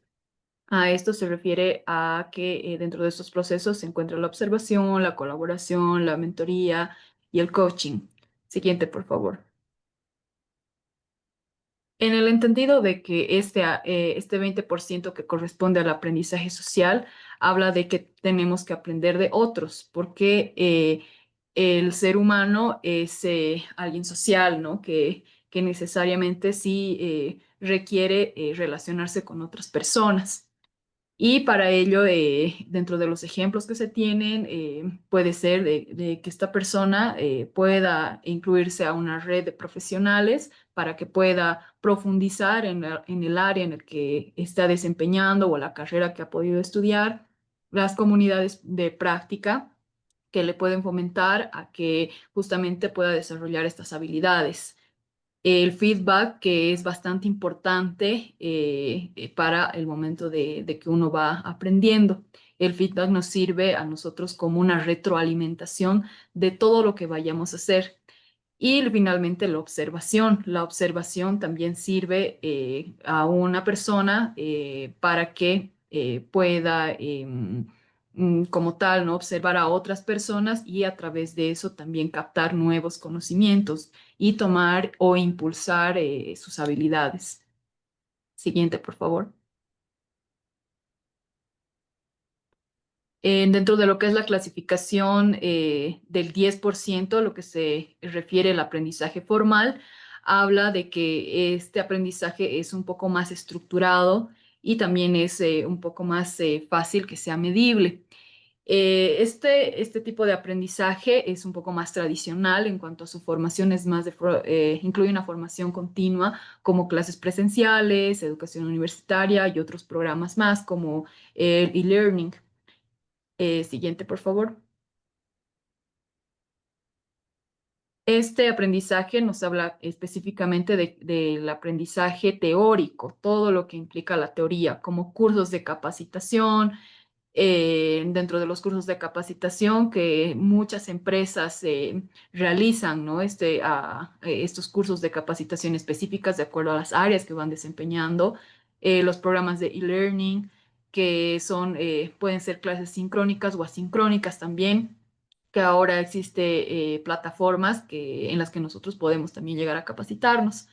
Desde Google también, bueno, también tiene programas de capacitación, ¿no? En las diferentes áreas, conferencias, talleres y seminarios, también que puede ir dentro de las áreas específicas, por ejemplo, una capacitación, algún seminario de algún curso bancario, puede ser también de alguna formación de recursos humanos, conferencias que ahora está muy de moda a nivel mundial, lo que son las charlas TEDx, BBVA también, que son aprendizajes, ¿no? Que van transmitiendo diferentes personas. La lectura se refiere también a este tipo de retroalimentación que nosotros vamos tomando a través de libros, que vamos consultando y potenciando también, ¿no? Nuestro conocimiento. Y finalmente las certificaciones también, que podemos encontrarlo en diferentes plataformas. Siguiente, por favor. La importancia, ¿cuál es la importancia, la real importancia de este modelo que nos explica? Uno, que puede reflejar cómo realmente nosotros estamos aprendiendo, cómo estamos tomando en cuenta nuestro aprendizaje sin limitarlo, ¿no? Sino que tomemos en cuenta de que es un proceso continuo en el que día a día nosotros podemos ir trabajando, podemos ir mejorando y potenciando nuestros conocimientos, tanto la parte de experiencia, también la informal, que como decíamos, la parte de experiencia laboral, la informal y la formal. También fomenta la responsabilidad del individuo, en el que impulsa a las personas a que puedan tomar un rol activo dentro de lo que van desempeñando y así también buscar sus propias oportunidades, que puedan impulsarse a tomar un rol de liderazgo, ya sea de algún proyecto, ya sea de alguna tarea, de algún trabajo, y pueda ser un líder, ¿no? Aprender de esas experiencias que va a ir tomando a través de estas decisiones. Optimiza también la inversión en el desarrollo, en el entendido de que muchas empresas y corporaciones toman muy en cuenta nuestra capacitación como una oportunidad, no como una inversión, sino como digo, como algo que les puede retribuir y puede ser como un beneficio que tienen, ¿no? Sus empleados y fomentando a nuevos líderes, promoviéndolos y también motivándolos a la vez, ¿no? Con estos conocimientos. Y finalmente la mejora del rendimiento y la adaptabilidad. Hoy en día es muy valorado que las personas al momento de que puedan trabajar, por ejemplo, puedan ser capaces de adaptarse. Claro, es el ejemplo de la crisis que tenemos en Bolivia, tal vez de la pandemia también que ha pasado hace unos años y también este paso grande que hemos tenido en cuanto a la digitalización.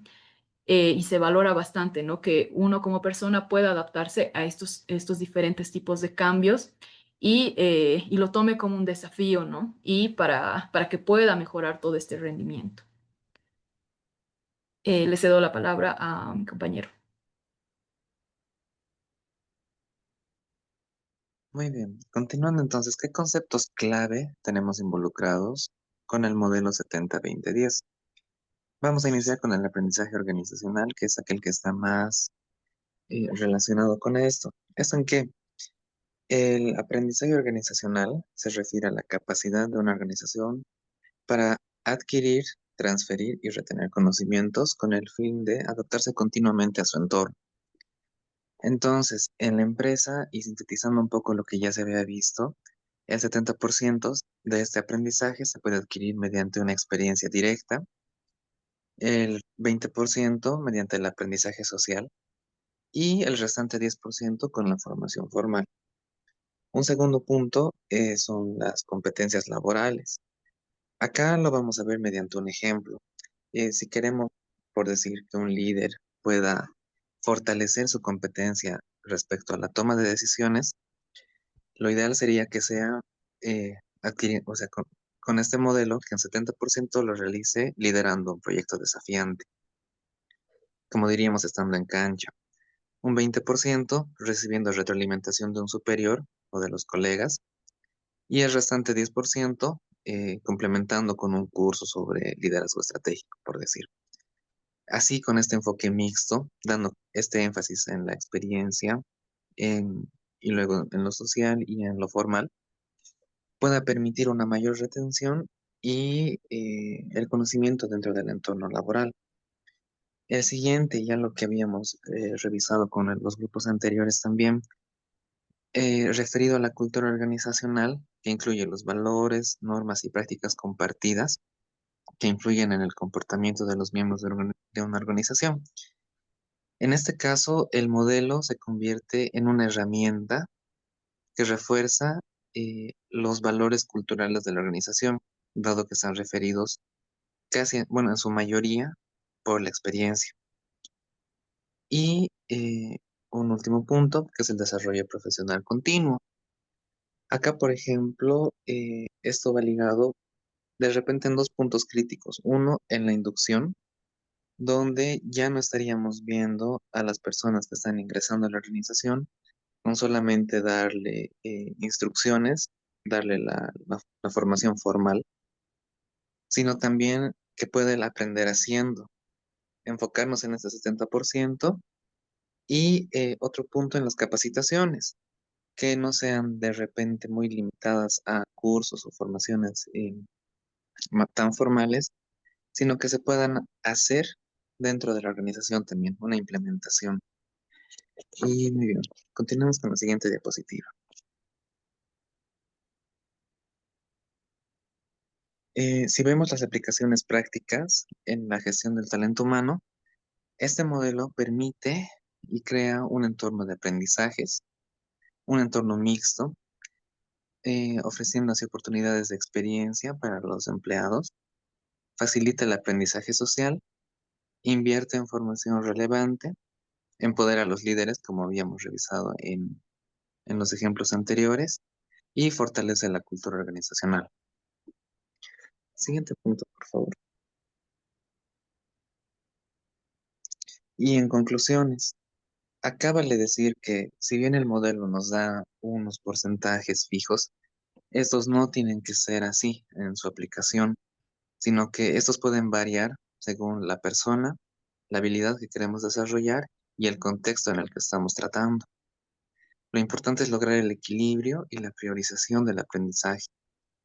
Eh, Acá, si bien se centra en la experiencia, también hay que recordar que el aprendizaje formal es la base de los conocimientos teóricos para estructurar el pensamiento. Entonces, y no desviarnos completamente al decir que tiene que ser experimental, sino también repasar en las bases de la formación formal, dado que es el punto de partida o complemento de otras formas de aprendizaje.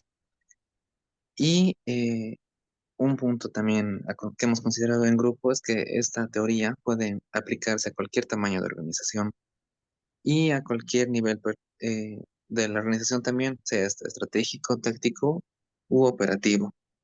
El principio es que la organización pueda aprender a aprender y los empleados puedan aprender haciendo. Y con eso finalizamos la exposición. Muchas gracias. Ok, muchas gracias, Joan. Miren ustedes, esta es una herramienta que nos sirve para capacitar y desarrollar. Se centra sobre todo en practicar, en hacer, en aprender haciendo. 70% de lo que nosotros aprendemos o deberíamos capacitarnos es haciendo. Si queremos que alguien lidere equipos, lo ponemos a liderar equipos. Si queremos alguien que venda, lo ponemos a vender, ¿no? Y 20% necesita un mentor, alguien que lo guíe. Y el 10% necesita la teoría. Ese 10% que, si bien numéricamente, porcentualmente no parece alto, es la base de todo. Porque no hay nada más a ciegas, inclusive, de hacer las cosas y no saber la base teórica de por qué la hago, ¿no? También es un problema. En cambio, cuando sabemos por qué estoy haciendo algo y lo hago, mi capacitación y el desarrollo de las personas que hagamos dentro de la organización puede ser muy productivo. Muchas gracias al grupo. Y ahora vamos a ir con el último expositor, grupo número 4. Buenas noches, Magister. Adelante, Andrés.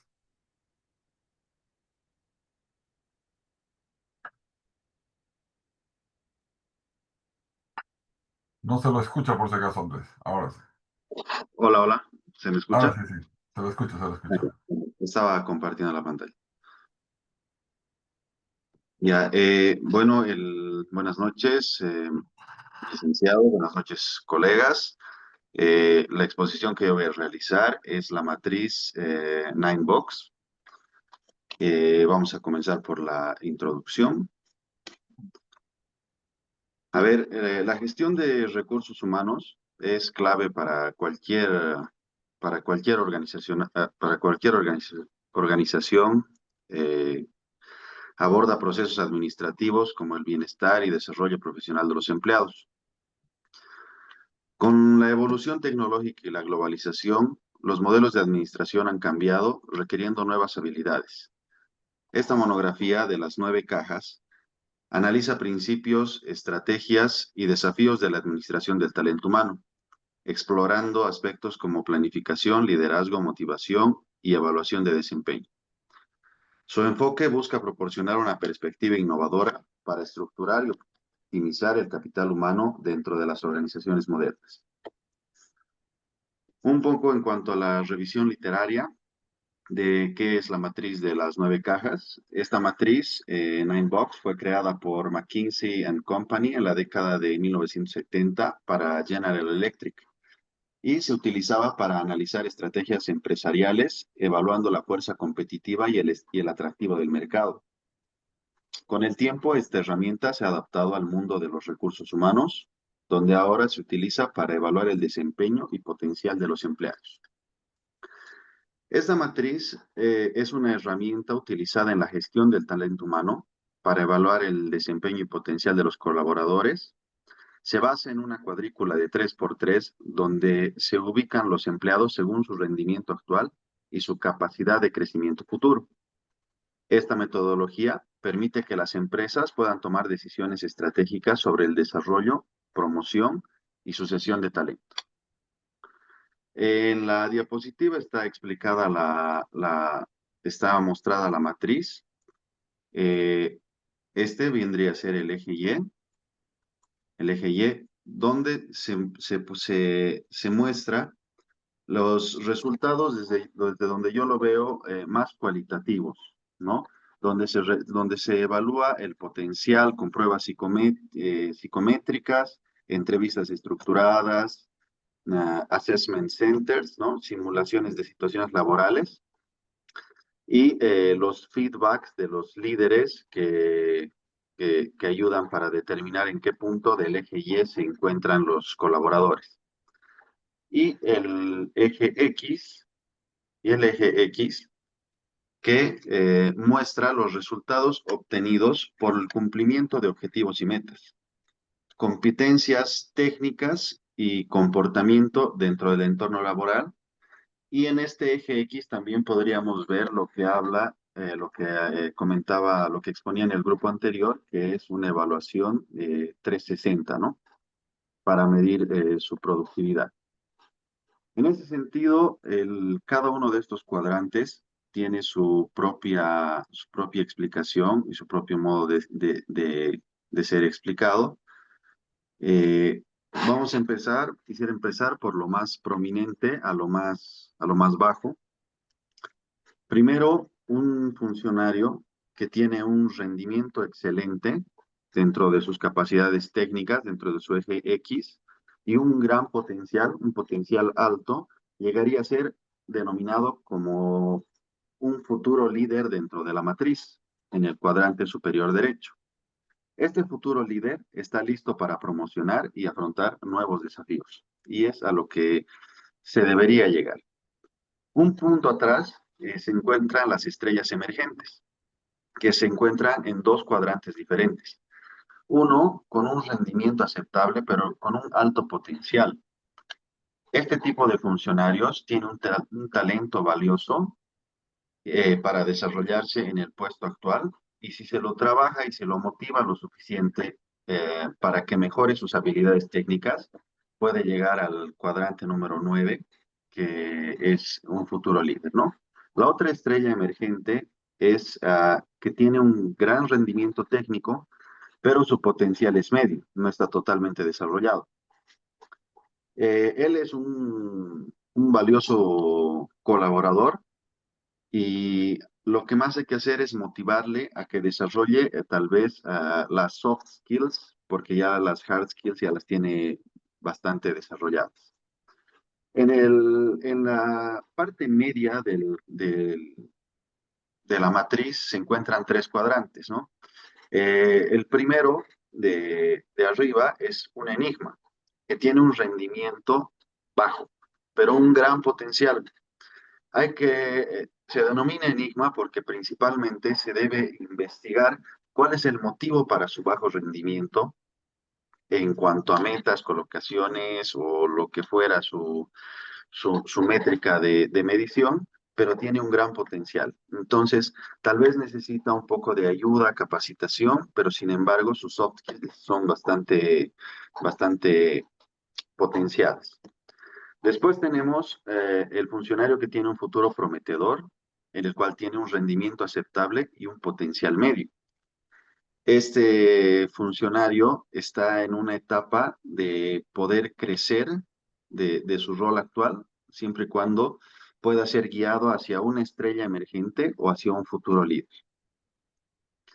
Y el último cuadrante, el de abajo, que es un profesional experimentado, ¿no? Tiene excelentes habilidades técnicas, pero tiene muy bajo potencial.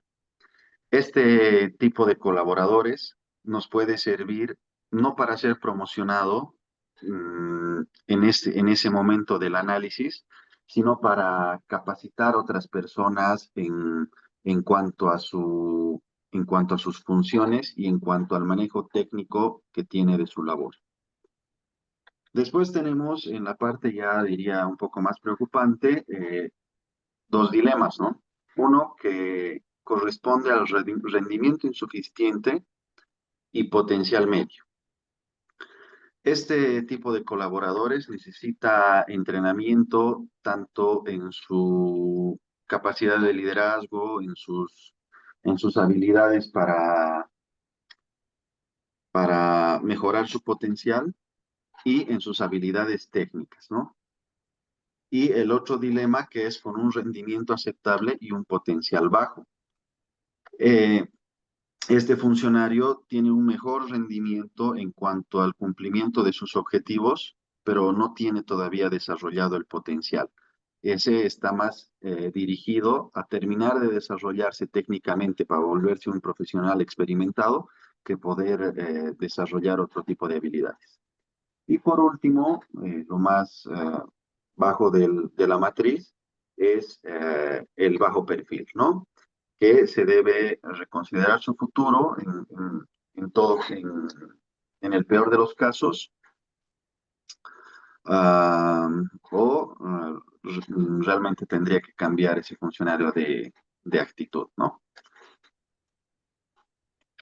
Después, algunos otros conceptos involucrados dentro de lo que es la matriz Ninebox es, como definición, la evaluación de desempeño, que es un proceso sistemático que mide los resultados y competencias de los empleados en función de sus objetivos organizacionales.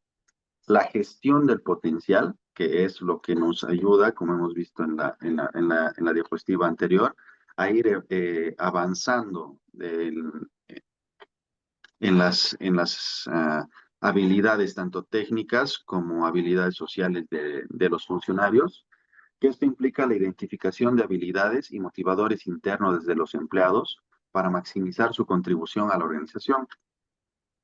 Una planificación de sucesión. La planificación de sucesión es una estrategia para garantizar la continuidad del liderazgo dentro de una organización. Yo diría no solo de liderazgo, sino de continuidad del mismo negocio, ¿no? Entonces, es bastante importante. En todas las entidades que he trabajado siempre se le hace bastante énfasis a lo que es la planificación de la sucesión de liderazgo. Y la retención de talento, ¿no? La retención de talento que se refiere a las acciones implementadas para mantener a los empleados clave. Dentro del marco legal y las regulaciones, el uso de herramientas de evaluación de talento como la matriz de las 9 cajas debe estar alineado con las normativas laborales y de protección de datos. Esto un poco enfocado a lo que es la confidencialidad. Y algunas leyes relevantes, ¿no? Por ejemplo, la legislación laboral, normas de evaluación de desempeño y promoción interna dentro de las políticas y normativas orgánicas de cada entidad. Protección de datos, regulaciones sobre el manejo de información personal de empleados. Igualdad de oportunidades, ¿no? Leyes que garantizan procesos de evaluación justos y no discriminatorios. Eso es bastante importante. La legislación en Bolivia, que puede verse aplicada desde mi punto de vista, tampoco no he sido muy ampuloso en esto, va desde la Constitución Política del Estado en el artículo 46, que garantiza el trabajo, el artículo 48, que establece la inviolabilidad de los derechos laborales, el artículo 49, que regula la protección contra el despido injustificado y la estabilidad laboral. La Ley General del Trabajo, en sus artículos 1, que define los derechos y obligaciones emergentes del trabajo.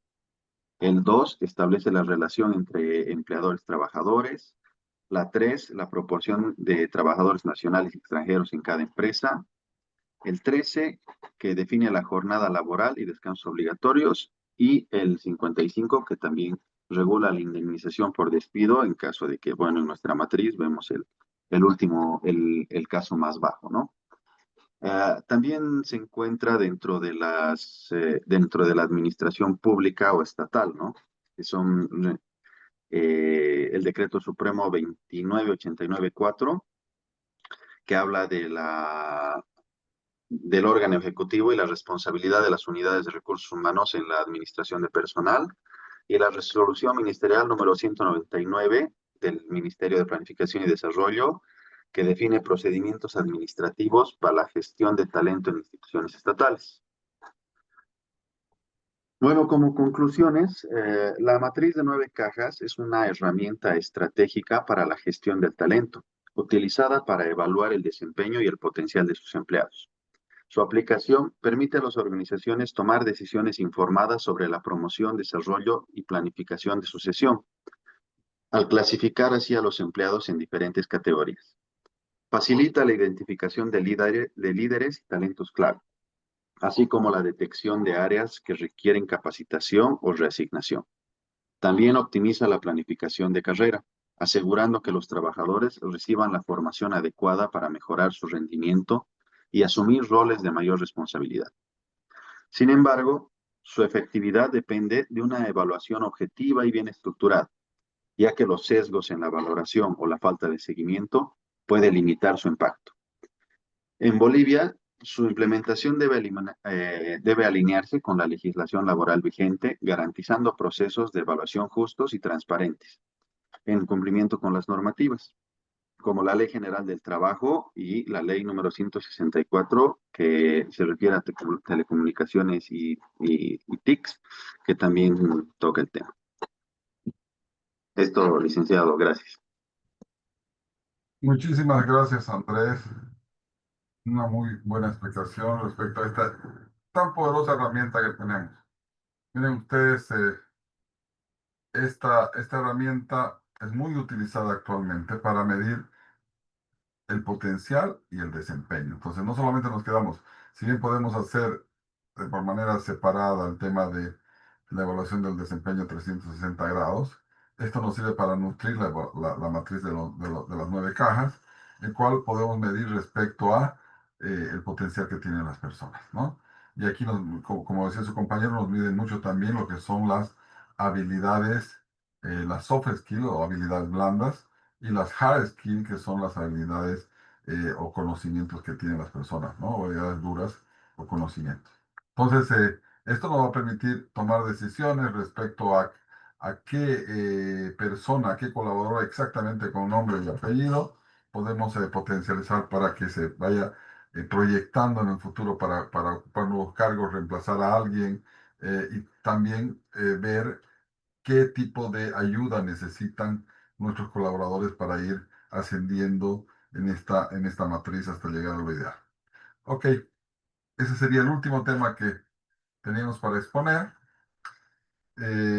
Bueno, y con eso hemos concluido el módulo. Hemos visto temas realmente muy actuales, herramientas, sobre todo las últimas muy actuales. Y bueno, solamente me queda despedirme de ustedes y bueno, espero verlos en alguna otra oportunidad. Eh, Si tienen alguna pregunta, alguna consulta, algún comentario, es este momento.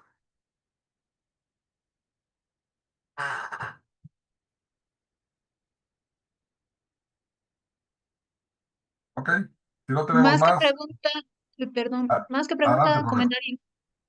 En Adelante. realidad, darle las gracias, ¿no? Por esta última clase.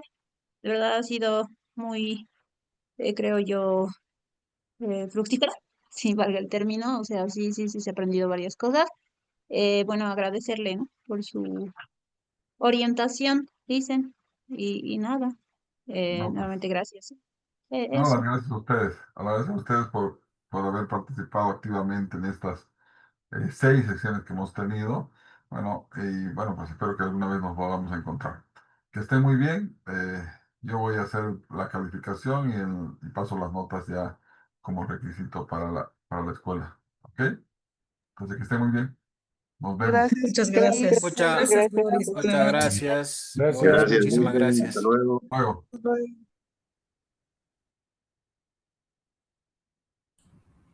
Hasta luego, Magíter. Hasta luego, que estén muy bien.